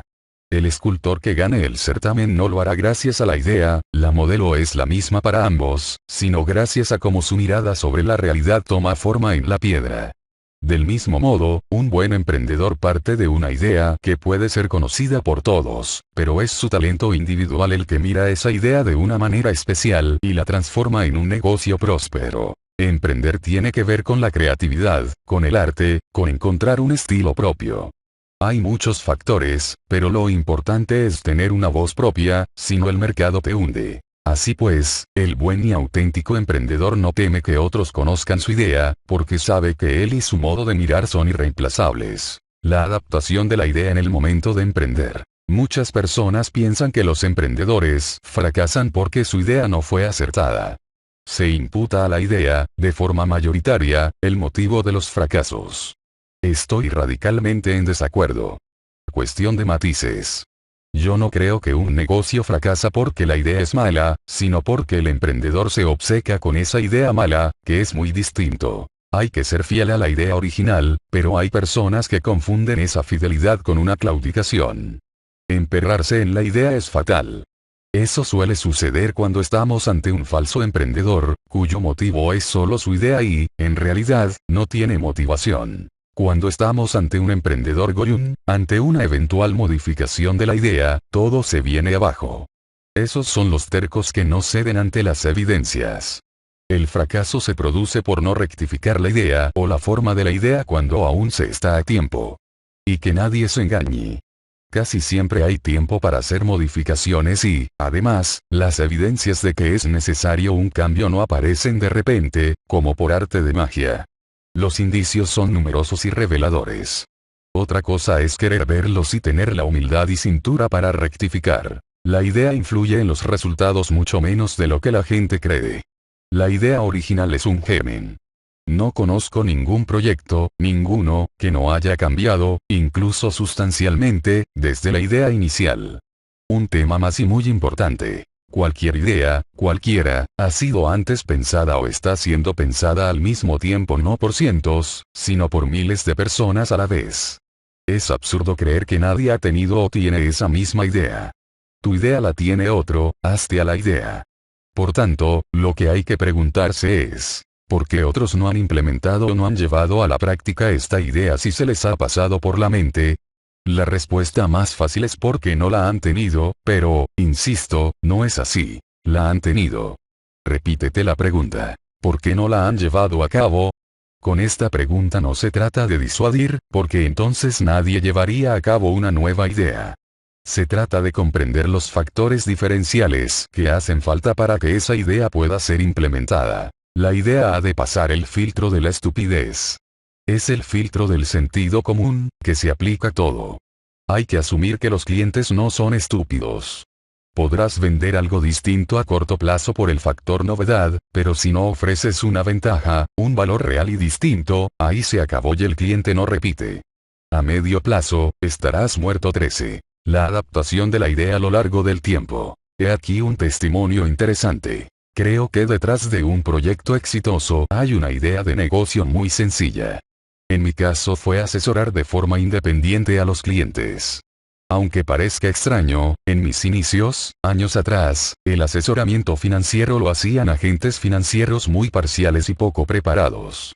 Eran simples vendedores de sus productos y especialmente de aquellos con altos márgenes. Se hacían verdaderas barbaridades. Vendían productos de los que desconocían sus efectos fiscales, su riesgo, su liquidez. No valoraban si el producto era el más adecuado para aquella persona. En resumen, la idea inicial ha sido inmutable, lo que ha variado mucho han sido las diferentes formas de satisfacer la necesidad. Es decir, no me he centrado en los productos, sino en la satisfacción de necesidades financieras y esas necesidades cambian con los cambios fiscales, con la situación específica de los clientes, con las nuevas tecnologías. La empresa Panda Software, como recoge una de las emisiones del programa de televisión Emprendedores de la Escuela Banespyme, se encontró a mediados de la década de 1990 con el advenimiento de Internet. Los virus dejaban de ser una enfermedad que se transmitía a través de disquetes para ser una pandemia global que se transmitía a través de líneas de telecomunicaciones. Las multinacionales aparecieron.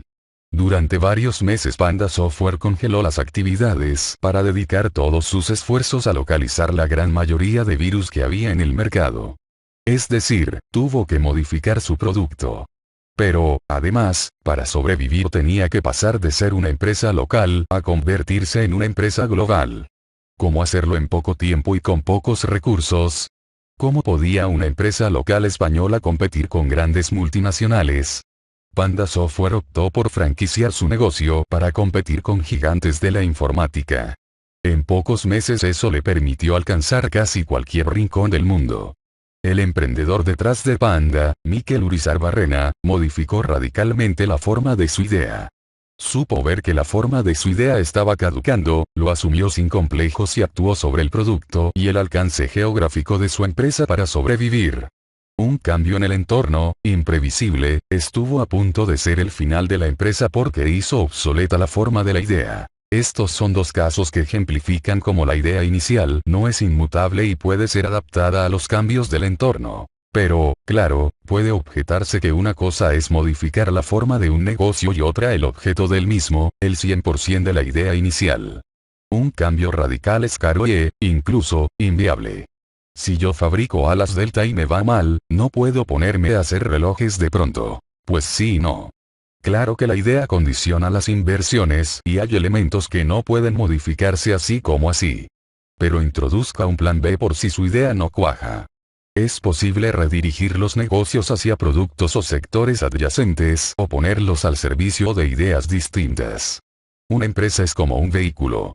No puede circular por cualquier pista, pero puede tomar más de una dirección. Josep María Lloreda me explicó que los resultados de hoy forman parte de las ideas de ayer, y hoy tenemos que crear ideas para que influyan en los resultados de mañana. El mundo está vivo y la realidad cambia de manera continua. En el caso de K.H. Lloreda, pasar de una idea de negocio a otra ha sido algo inherente a nuestra historia. La empresa pasó del mundo de la joyería al de la electrónica, de este a la orfebrería, hasta finalmente dedicarse a los detergentes. Esto ha significado una adaptación a los diferentes clientes, sistemas de trabajo, materiales y maquinaria de cada negocio. De joyería a electrónica, de electrónica a orfebrería, y de orfebrería a detergentes. Estos negocios fueron emprendidos por la misma persona en una misma nave. Las circunstancias que en un momento dado justificaban un producto desaparecían, y era preciso reestructurar y reorientar el negocio. Detrás de estas ideas tan dispares hay un elemento común: la persona que las emprendió. Cuando las cosas empezaron a ir mal en su empresa de joyería, a Josep María Lloreda le hubiera sido muy fácil decir que la idea falló y arrojar la toalla. Pero el buen emprendedor sabe que una idea que se modifica a tiempo nunca fracasa. Resumen: nunca ponga todas sus esperanzas en la idea. Lo importante no es la idea, sino la forma de la idea. Solo podrá averiguarla hablando y mostrando su idea al mayor número de personas posible. No se centre en qué va a vender, sino en por qué los clientes le van a comprar. A toda idea le corresponde no solo una forma que la hace ganadora, sino también un modelo de negocio que la hace viable. Es fundamental diseñar ambas cosas. Normalmente, la idea es inmutable y la forma de la idea varía a lo largo del tiempo. Hay que tener flexibilidad y humildad para modificar la idea tanto al inicio de las actividades como durante las mismas, cuando los indicios lo recomiendan. Octavo FCF. Pensar que de la idea depende el éxito. Noveno asalto. Ningún Nobel ha ganado un Nobel. La importancia de escoger un sector en el que se tiene conocimiento. El sector es una decisión y no una consecuencia. Vamos ahora a adentrarnos en un cuarto tema que explica muchos de los fracasos de los emprendedores. El sector de actividad en el cual se emprende. Todo emprendedor debería plantearse por qué ha escogido el sector de actividad donde va a emprender. Pero, ¿se escoge? Ese es el problema. A menudo, el sector de actividad no es una decisión meditada, sino la consecuencia de una idea aleatoria. Por ejemplo, estando de viaje por un país lejano, uno descubre un tipo de zapato que no existe en su país. Cree haber detectado una oportunidad alrededor de aquel zapato singular. Eso determina que emprenda en el sector del calzado. El matiz es importante. No me introduzco en el sector del calzado por lo que este significa para mí o por su potencial atractivo, sino que lo hago arrastrado por el zapato con el cual me topé. Son muchas las ocasiones en las que un emprendedor se obsesiona con una idea determinada que captura su atención. La idea pasa por encima del atractivo del sector o del grado de conocimiento que el emprendedor tiene de este. En tales casos, el sector es una consecuencia en lugar de una decisión consciente y meditada.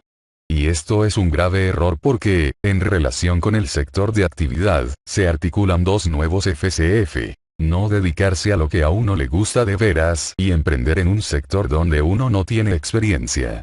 Veamos estos dos factores por separado. El más mediocre, si trabaja en lo que le gusta, acaba siendo excelente. Recuerdo el caso de un amigo que pasó varios meses en Estados Unidos para detectar oportunidades.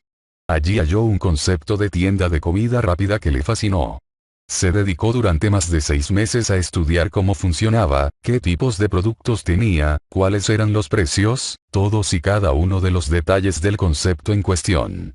Pero no dedicó casi nada de tiempo a analizar si le gustaría trabajar en la restauración en España. Es decir, si le gustaban el sector y el país donde iba a emprender. Recuerdo que vino a verme pocas semanas antes de lanzar su proyecto. Me dijo que quería pedirme consejo, pero en realidad no quería escuchar nada que no fuese positivo. Yo le pregunté sobre su experiencia en el campo de la restauración y, dentro de de la comida rápida. ¿Has trabajado en ello antes? ¿Conoces cómo funciona?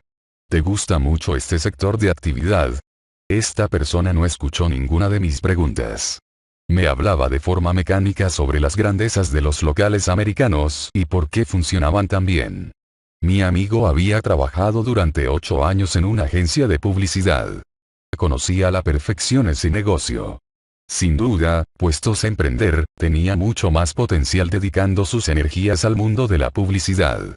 Hasta descubrir los locales en cuestión, su interés por la restauración había sido nulo. Me reconoció que el negocio de fast food no le atraía especialmente, que lo que le gustaba, y muchísimo, eran los locales estadounidenses que había estudiado con tanto detenimiento. Le dije que no lo veía claro. Además, hacía falta muchísima inversión, pues para que los números saliesen de entrada tenía que abrir 3 locales en Barcelona, Madrid y Sevilla. Procuré convencerle de que no lo hiciese. Era obvio que no le gustaba el sector. Estaba deslumbrado por un concepto del extranjero que no necesariamente tenía que funcionar aquí. Intenté persuadirle de que abriese una agencia de publicidad o algo relacionado con los servicios de marketing, área que él conocía bien y donde, con su capacidad de trabajo e inteligencia, sin duda prosperaría. ¿Te has cansado de la publicidad? Le pregunté. Me dijo que no le había dejado de gustar la publicidad, pero que le apetecía mucho más lo del fast food y que quería probar algo distinto. Abrió todos los locales y 3 años después estaba arruinado. Hoy trabaja por cuenta ajena y, para más INRI, en una agencia de publicidad, que era lo que quería dejar de hacer. Es el típico caso de empecinamiento en una idea o en un producto. Es algo peligrosísimo. Se obvia cualquier consideración sobre el sector y, además, se desata en el emprendedor una especie de rigidez increíble y una negativa a modificar su producto o idea. Es lógico. Si la idea cambia demasiado, deja de interesarle. Eso significa que, en realidad, ese sector no le atrae. Esta es una recomendación muy útil. Si usted está pensando en emprender una idea concreta de negocio o en lanzar un producto o servicio determinado, haga este ejercicio. Deseche la gran idea y sopese si, con otra distinta, le puede seguir apeteciendo el sector de actividad o industria donde va a meterse. En el caso anterior, la pregunta que mi amigo tenía que haberse formulado era: si no puedo lanzar el concepto de fast food americano, ¿me apetece igualmente montar un fast food diferente? Si, sin esa idea concreta, el sector no le seduce, piénseselo 2 veces. Porque es altamente probable que su idea tenga que ser modificada, como expliqué en anteriores asaltos. O incluso es posible que, al cabo de 1 o 2 años, tenga que abandonar la idea original y sobrevivir con otra distinta en ese mismo sector. Uno de los entrevistados me dijo: es cierto que hay sectores muy duros, pero también que es fundamental que tú encuentres divertido al sector, que te ponga cachondo. Y otro: para escoger un sector has de tener cierto feeling con él. Es como un noviazgo. Hay gente que conoce muy bien sectores que, en realidad, no les atraen, son sectores donde no les apetece trabajar. Fracaso seguro. El sector te tiene que motivar muchísimo. A cualquier emprendedor tiene que gustarle o atraerle mucho el producto. Víctor Arrese me dijo: sobre todo, te ha de encantar el producto. Cuando él abrió la cadena de restaurantes Fresquico, ni él ni sus socios tenían ni idea del negocio de restauración. Pero, en cambio, les chiflaba el producto. Fijémonos en que es completamente distinto a lo que le sucedió al que abrió la cadena de fast food. En su caso, el sector de la restauración no le atraía.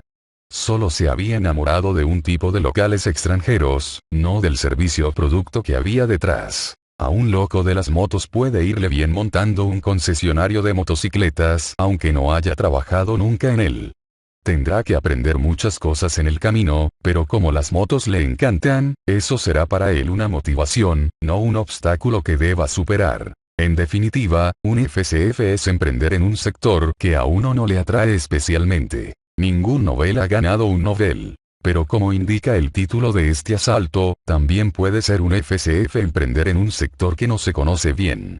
Los noveles no suelen ganar ningún Nobel. Recuerdo el caso de dos arquitectos argentinos de unos 50 años que me llamaron porque querían lanzar un concepto de juego de azar mezclado con club de compra que habían visto en Israel.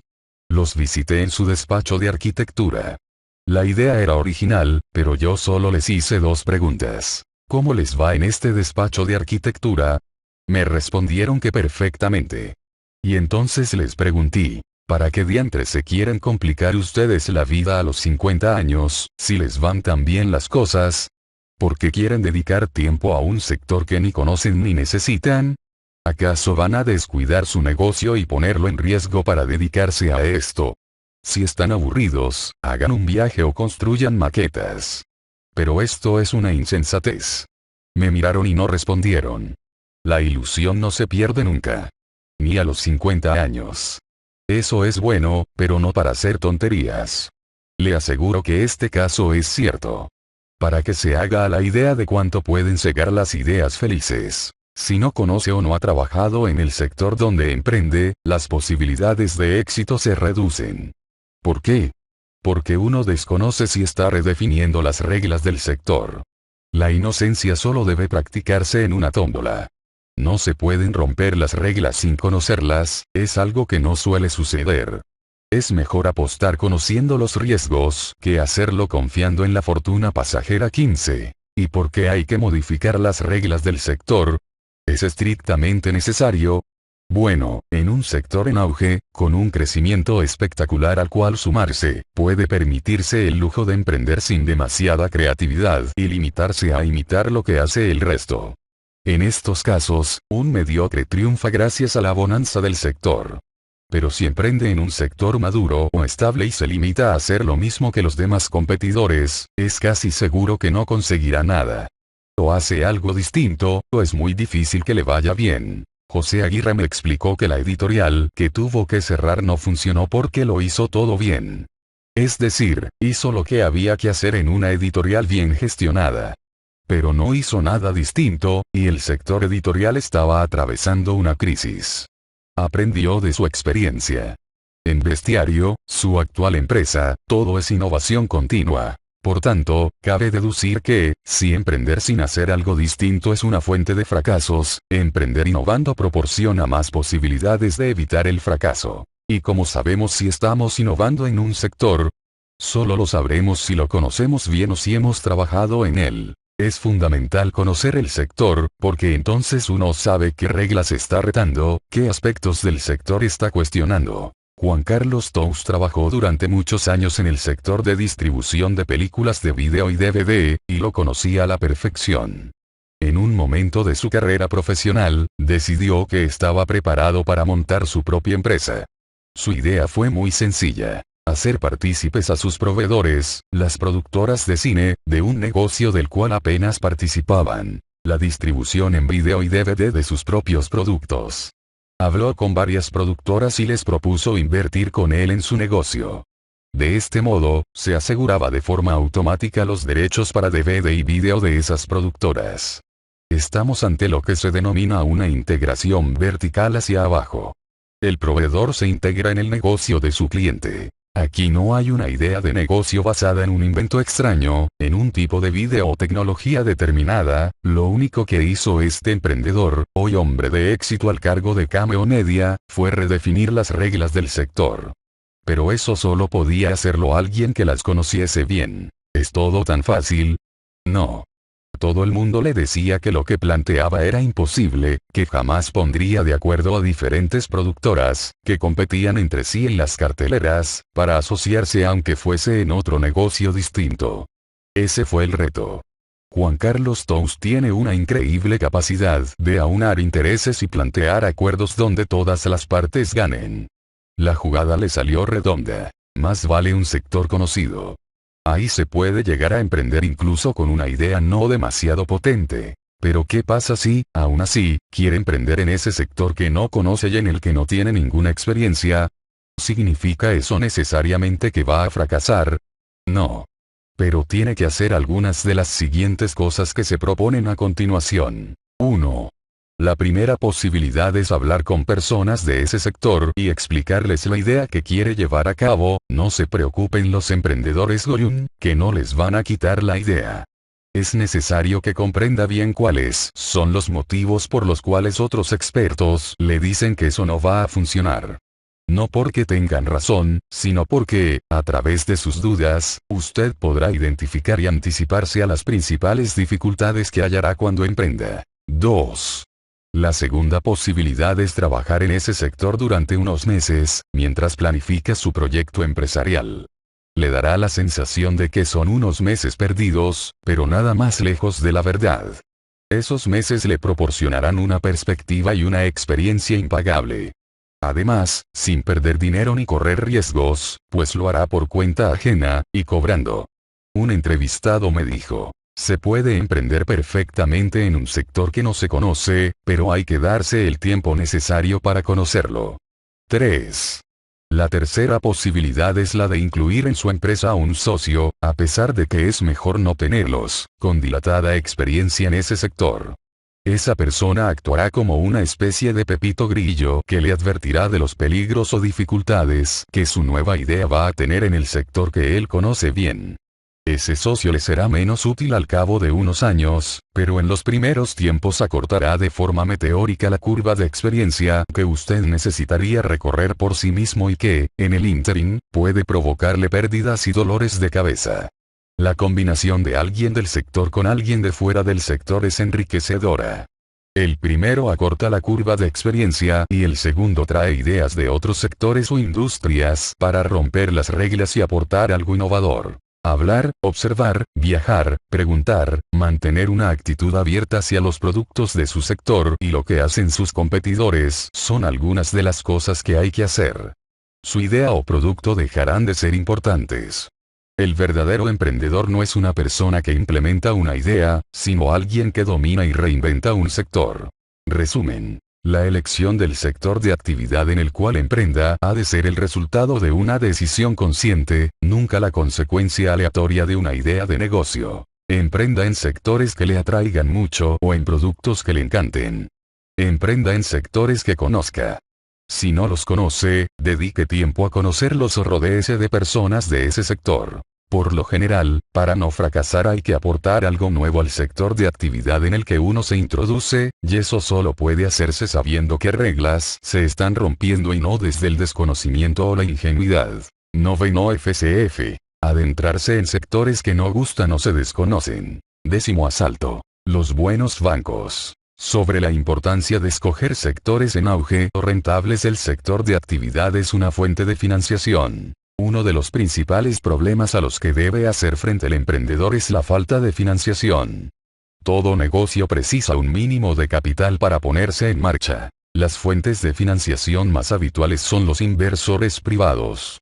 A menudo, tiempo atrás se trataba de familiares, pero en la actualidad puede encontrar un amplio surtido de sociedades capital riesgo interesadas en nuevos negocios con potencial. Estos inversores apuestan parte de su capital por un proyecto de empresa determinado. La segunda fuente de financiación más habitual son los bancos. Esto es de lo que le hablarán en cualquier libro sobre cómo montar un negocio. Pero además de estas dos fuentes de financiación, existe una tercera con capacidad de generar más liquidez, que es más rápida y más económica que cualquier entidad financiera. Esta fuente de financiación es poco considerada por los emprendedores, en general. Se trata de su sector de actividad. En el asalto anterior hemos puesto de manifiesto la importancia de escoger un sector por el cual uno se sienta atraído y que, además, conozca bien. Otro FCF en lo que respecta al sector de actividad en el que se va a emprender tiene que ver con la situación económica del mismo. Es conocida la expresión: estaba en el momento y el lugar adecuado. Con esta frase se quiere significar el hecho de que, a menudo, lo que una persona consigue o lo que le sucede no ha dependido tanto de ella como de las circunstancias que le rodeaban. Un emprendedor, cuando pone en marcha un negocio en una industria, lugar geográfico y momento del tiempo está, literalmente, rodeándose de unas circunstancias determinadas. Si son propicias, sus probabilidades de éxito se multiplican de forma exponencial. Si esas circunstancias son de escasez, incluso el mejor de los emprendedores pasa por un calvario para sobrevivir. A finales de los 90, un grupo de jóvenes españoles fundó Cluster Consulting. Estos jóvenes detectaron que había una oportunidad para una consultoría de alta dirección especializada en el sector de las telecomunicaciones. Dieron en el clavo. Multitud de empresas de telefonía fija, telefonía móvil e Internet, presionadas por fechas de inicio de actividades, startups, en la jerga, necesitaban como agua de mayo ejércitos de profesionales bien preparados y, a poder ser, con experiencia en telecomunicaciones. Cluster Consulting creció de forma imparable entre 1996 y 2001, pasando de una decena de consultores y una sola oficina en Barcelona a más de 450 consultores con varias oficinas distribuidas por todo el mundo. En 2001 Cluster Consulting fue absorbida por la norteamericana Diamond para convertirse en Diamond Cluster, pero ese año la explosión de la burbuja tecnológica tuvo lugar y, en pocos meses, las desinversiones de todos los mercados de capitales en empresas de telecomunicaciones dejaron sin recursos a la mayoría de empresas del sector. Entre 2001 y 2006, Diamond Cluster dejó de crecer y el número de proyectos se redujo drásticamente. Los emprendedores que había detrás eran los mismos. ¿Qué había cambiado? Solamente las perspectivas del sector. He tenido la oportunidad de intercambiar opiniones con socios de Diamond Cluster que en aquella época vendían proyectos de 1 millón de euros con una habilidad pasmosa. Hoy, años después, me he encontrado a más de uno en la sala de espera de una multinacional del sector de la alimentación para vender un proyecto de consultoría al uso.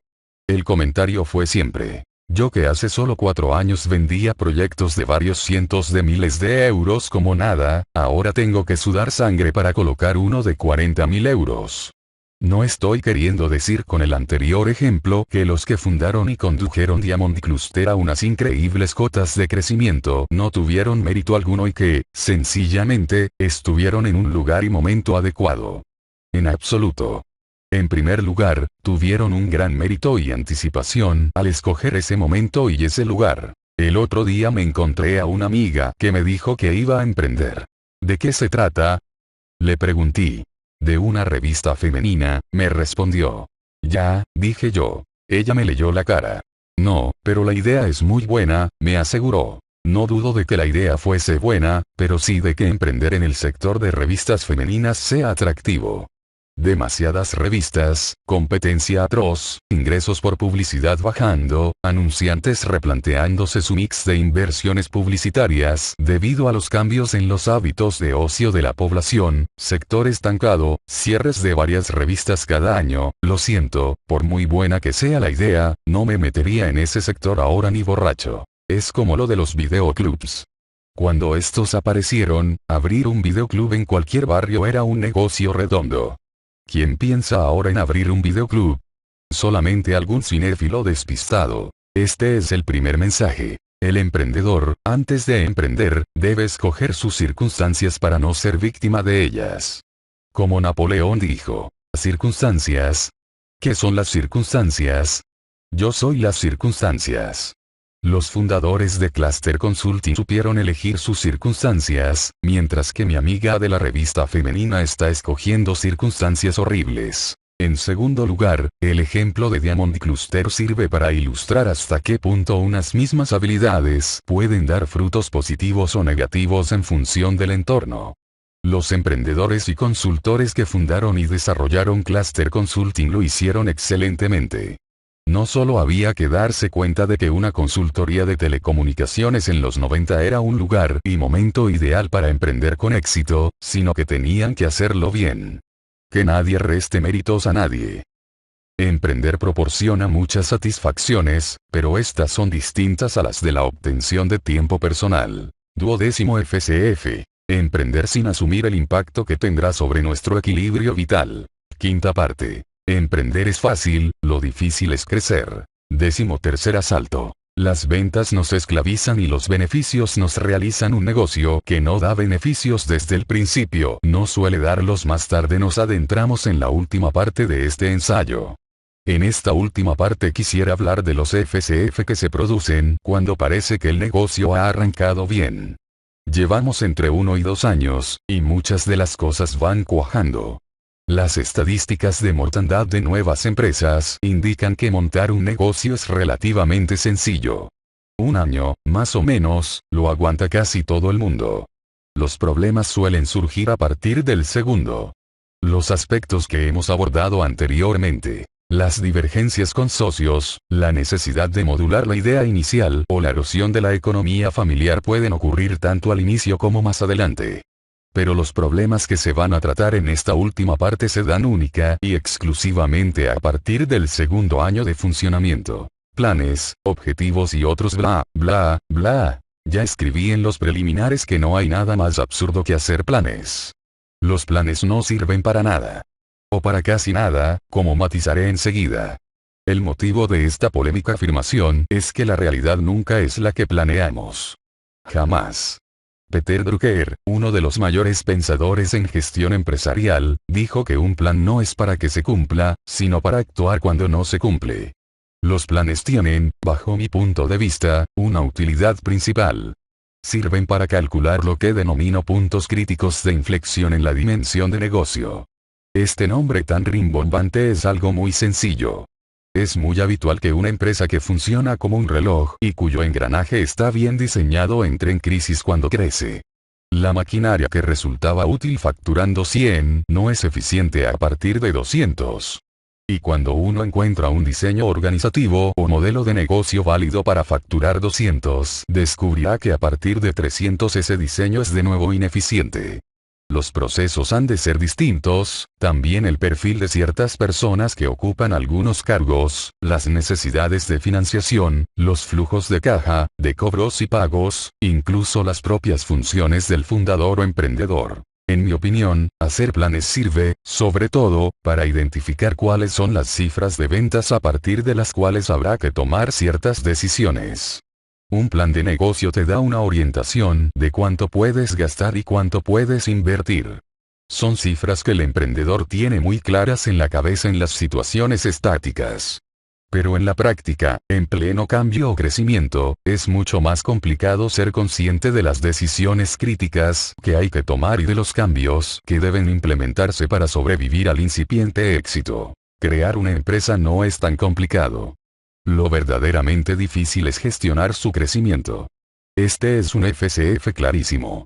Hay emprendedores geniales a la hora de identificar buenas ideas de negocio y hacerlas realidad, pero que son un desastre para gestionar el crecimiento de sus empresas.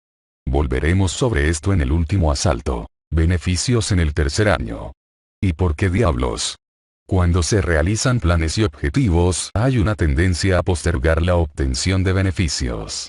Cuando me han presentado planes de negocios, a menudo he visto hojas de cálculo donde el primer año la última línea de la cuenta de resultados ofrece una cifra negativa bastante elevada. El segundo año sigue siendo negativa, pero menos. Y el tercer año ya se vislumbran beneficios. Casi siempre es lo mismo. Parece que si no se pierde dinero los 2 primeros años los números están mal hechos. Todos los emprendedores que planifican así el futuro deberían hacerse una pregunta. Imagine que quiere que su negocio le dé beneficios desde el primer año. ¿Qué debería cambiar en su plan? La respuesta más habitual es que eso es imposible. No estoy de acuerdo. A ver, es cierto que hay negocios que requieren una inversión inicial tan fuerte que ni siquiera las ventas del primer año pueden poner esta cuenta de resultados en positivo. De acuerdo, una central nuclear no da beneficios el primer año. Pero el buen emprendedor es también un buen gestor, una persona que controla muy bien el gasto necesario y sabe distinguirlo del innecesario. Cuando las cosas vayan mejor, ya nos permitiremos ciertas licencias, pero en los primeros compases hay que procurar, incluso aunque haya que montar todo un local, que enseguida se produzcan beneficios. No se trata de ser un tacaño, se trata, repito, de saber diferenciar las inversiones o gastos ineludibles y que mayor impacto tienen sobre las ventas, de los gastos que son prescindibles o postergables y que, además, apenas inciden sobre el valor que el cliente percibe en nuestro producto o servicio. Además, creo que cuando un modelo de negocio no da beneficios rápidamente es difícil que los dé más tarde. Algo falla en él. El emprendedor, ante las primeras pérdidas, se aferra a su hoja de cálculo y respira tranquilo porque proyectó 2 años de pérdidas. ¿Qué sucederá si el tercer año aún no obtiene beneficios? En esto de emprender hay que develar lo antes posible si el modelo de negocio que hemos diseñado hace viable la idea de negocio. Las ventas esclavizan y los beneficios realizan. Lo importante no es facturar mucho, sino ganar dinero y, de nuevo, lo antes posible. Conozco el caso de 2 empresarios hermanos que facturaban 20 millones de euros con su negocio textil, pero apenas ganaban $500,000 al final del año. La empresa era grande, tenía un número importante de trabajadores y el esfuerzo en horas de gestión era descomunal. La facturación de un negocio es directamente proporcional al número de problemas y dolores de cabeza. Durante mucho tiempo pensaron que era imposible facturar menos. Los bancos se asustarían y les retirarían las líneas de crédito. Ambos hermanos pensaban que mostrar una evolución donde las ventas se erosionan era un fracaso y una amenaza. Su calidad de vida era desastrosa. Apenas dormían y se veían obligados a solucionar un sinnúmero de problemas diarios. Un día se les ocurrió hacer un análisis de sus clientes. Uno por uno. Y se dieron cuenta de que había muchos clientes, casualmente los que más quebraderos de cabeza les daban, los que más se quejaban y más descuentos pedían, que apenas dejaban margen, a veces, incluso por morosidad y retrasos en los pagos. En cambio, había toda una serie de clientes que, por el motivo que fuese, pagaban más, mejor y generaban menos problemas. Al hacer un análisis de ventas e imputación de costes, cliente a cliente, llegaron a la conclusión de que perdían dinero con muchos clientes. Eso significaba que los buenos clientes financiaban los precios competitivos y condiciones draconianas de los otros. Después de mucho pensárselo y exponiendo previamente sus planes al banco que les daba el capital circulante que necesitaban para funcionar, decidieron quitarse de encima los peores clientes y pasar de 20 a 15 millones de euros de facturación. Los problemas del día a día disminuyeron, los propietarios pudieron centrarse en pensar e innovar para el futuro y los beneficios aumentaron de 500.000 euros a 1,5 millones de euros. Pudieron evitar muchos fines de semana de trabajo y llegar a sus domicilios a cenar a horas algo más decentes. El año siguiente, decidieron quitarse de encima 5 millones más de facturación y girar la mitad que 2 años antes. Su calidad como empresa aumentó, también su calidad de vida y, lo más importante, los beneficios subieron. En la última conversación que tuve con ellos me aseguraron que querían facturar 8 millones de euros, pero que no sabían cómo hacerlo porque ello afectaría a clientes muy antiguos a los que no querían dejar colgados. No obstante, me dijeron que a poco que pudiesen lo harían. Y añadieron, mantener unas ventas tan altas nos esclavizaba. La felicidad no está en la facturación, sino en el beneficio. En las escuelas de negocios se inculca eso de crecer o morir. Y un pimiento. El crecimiento no siempre es obligado. El buen emprendedor sabe encontrar el tamaño que mejor se adapta a sus capacidades y las del modelo de negocio que ha creado. Crecer es bueno, pero no siempre es necesario, y según cuándo, puede ser la ruina. José María Ruiz me dijo. La dificultad estriba en mantener a lo largo del tiempo la motivación que generó el proyecto y no traicionar algo tan vulnerable como el concepto de éxito que se consideró en un inicio. Modelo de negocio. Eso nos lleva a una cuestión esencial en la tarea del emprendedor, que es el diseño del modelo de negocio del que hablábamos antes. El emprendedor, además de ser una persona con una mirada singular sobre una idea corriente, es también alguien que sabe diseñar el modelo de negocio adecuado para esa idea. El modelo tiene que ver con la forma de la idea, pero no solo con eso. Por modelo de negocio me refiero a la combinación entre la idea y el modo de concebir el mundo de la empresa. Digamos que es como la forma de la idea se relaciona con los elementos que definen un negocio. Proveedores, clientes, instalaciones, relaciones laborales, parte financiera, entorno. Como dijimos en el octavo asalto, toda idea tiene uno o varios modelos de negocio que la hacen sostenible, pero también varios modelos de negocio que la hacen inviable. Por tanto, la forma de la idea tiene que ver con su puesta en valor y con la capacidad de enmarcada en un modelo de negocio que les afín. Dicho de otro modo, hay muchas ideas que, sin cambiadas, pero con otro modelo de negocio distinto, no hubiesen fracasado. Pues bien, el mejor modelo de negocio no es aquel que más crecimiento proporciona, sino aquel que más fácil y rápidamente genera beneficios dentro de una sostenibilidad. El buen emprendedor dedica tanto tiempo a pensar en la idea y la forma de esta como en el modelo de negocio que ha de acogerlas. Y lo hace sin perder de vista que el mejor diseño es siempre el más rentable y sostenible. Resumen. Hacer planes sirve principalmente para detectar momentos en los que habrá que modificar el modelo de negocio con el cual se arranca. El modelo de negocio es el marco empresarial que acoge la idea. A cada idea le corresponden modelos inviables y modelos que la hacen sostenible. El modelo de negocio más adecuado a la forma de su idea es el que da beneficios más rápidamente y es sostenible a medio y largo plazo.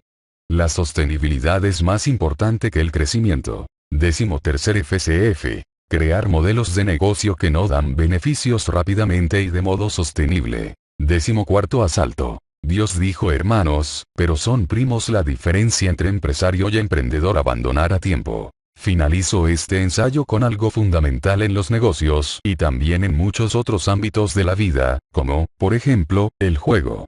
La virtud de retirarse a tiempo. No me refiero a retirarse en el sentido de jubilarse, sino en el sentido de que hay momentos, por ejemplo cuando la empresa va muy bien, en los que el emprendedor ha de plantearse si tiene que ser él quien continúe al frente del negocio. ¿Y por qué?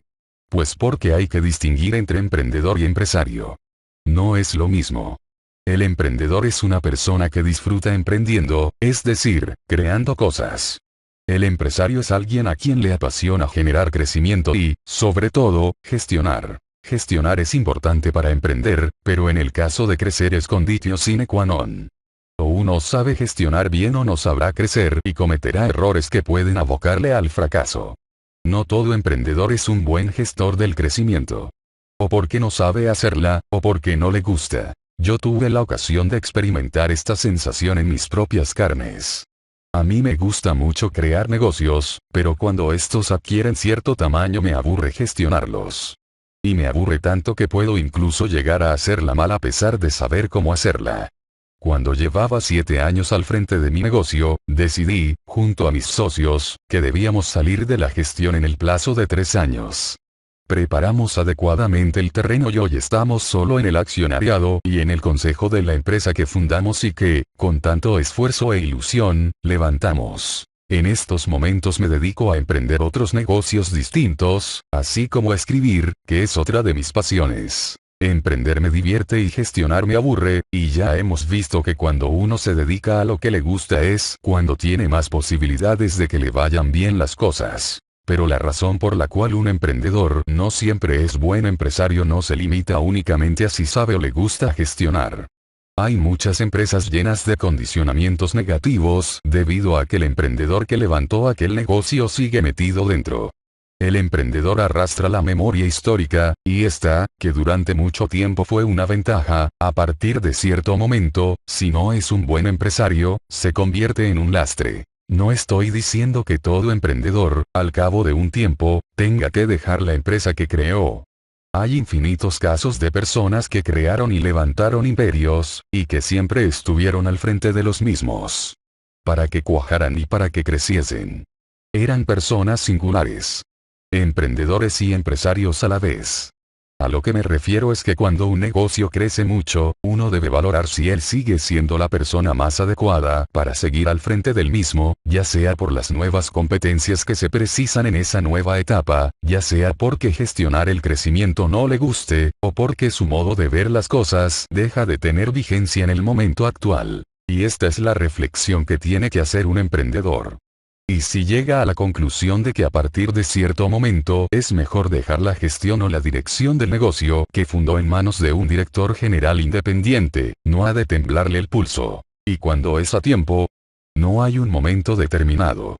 No es en el 4.º año, ni a partir de que se tripliquen las ventas o cuando se internacionalice la empresa. Cada emprendedor es suficientemente inteligente como para darse cuenta de cuál es el momento. Cuando yo decidí poner la gestión de la empresa que creé en manos de otros directivos, mi mujer me preguntó si no me daba pena. Abandonaba la dirección del que había sido mi proyecto vital durante 10 años de mi vida, el proyecto en el que me había dejado, literalmente, la piel. El mismo que ella sufrió con las interminables inquietudes y decisiones con las que le aburrí durante tantas horas. Ese es el problema.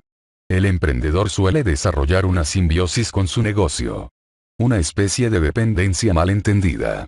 Su vida es su empresa, y si otro la gestiona, se queda sin vida. La atadura emocional de un emprendedor con el negocio que creó es demasiado grande como para encontrar el momento de abandonar cuando, precisamente, las cosas van bien. Este es el último FCF. Querer seguir dirigiendo y mandando cuando uno ya no es el más indicado para llevar la empresa. Resumen. Hay que distinguir entre emprendedores y empresarios. Al primero le gusta crear. El segundo sabe gestionar y hacer crecer el negocio y disfruta con ello.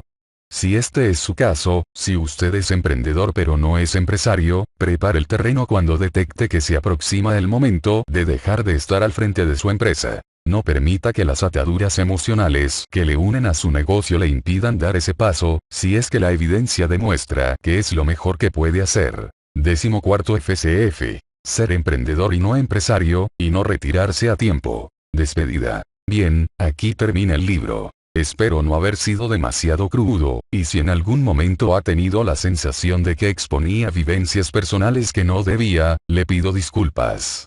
No lo he hecho para mirarme el ombligo, sino para fundamentar a los ojos del lector mis opiniones. Ahora que he acabado el manuscrito, me doy cuenta de que en realidad este no es el libro negro del emprendedor, sino que es el libro negro, la bestia negra, del falso emprendedor. Al auténtico no le hará mella nada de lo que aquí se ha expuesto. Para un emprendedor de verdad este libro es tan inofensivo como el hombre del saco para un adulto. Llamo rápidamente a la editorial. Les digo que quiero cambiar el título. Me he equivocado. Tiene que titularse El libro negro del falso emprendedor. Me dice mi editor que no hay tiempo. Las cubiertas están ya imprimiéndose. Demasiado tarde para mí. Espero que no para usted. Y si lo es, tenga en cuenta lo que me dijo Javier Gabriel. Fracasar no es perder. Es no haberlo intentado. Consejo final. Tu enemigo eres tú mismo. El desconocimiento de tu propio desconocimiento es la fuente de todos los fracasos. Entra solo a ganar, no a probar. Y es que, emprender, como vivir y amar, es solo una cuestión de voluntad. Fernando Trías de Bespuitzerda, 1 de febrero de 2007. Resumen. Los factores clave de fracaso. Respecto a la persona que emprende. 1. Emprender con un motivo, pero sin una motivación. 2. No tener carácter emprendedor. 3. No ser un luchador. Respecto a los socios. 4. Contar con socios cuando en realidad puede prescindir de ellos. 5. Escoger socios sin definir criterios de elección relevantes. 6. Ir a partes iguales cuando no todo el mundo aporta lo mismo. 7. Falta de confianza y comunicación con los socios. Respecto a la idea de negocio. 8. Pensar que de la idea depende el éxito. 9. Adentrarse en sectores que no gustan o se desconocen. 10. Escoger sectores de actividad poco atractivos. Respecto a la situación familiar del emprendedor. 11. Hacer depender al negocio de las necesidades familiares y ambiciones materiales. 12. Emprender sin asumir el impacto que tendrá sobre nuestro equilibrio vital. Respecto a la gestión del crecimiento. 13. Crear modelos de negocio que no dan beneficios rápidamente y de modo sostenible. 14. Ser emprendedor y no empresario, y no retirarse a tiempo.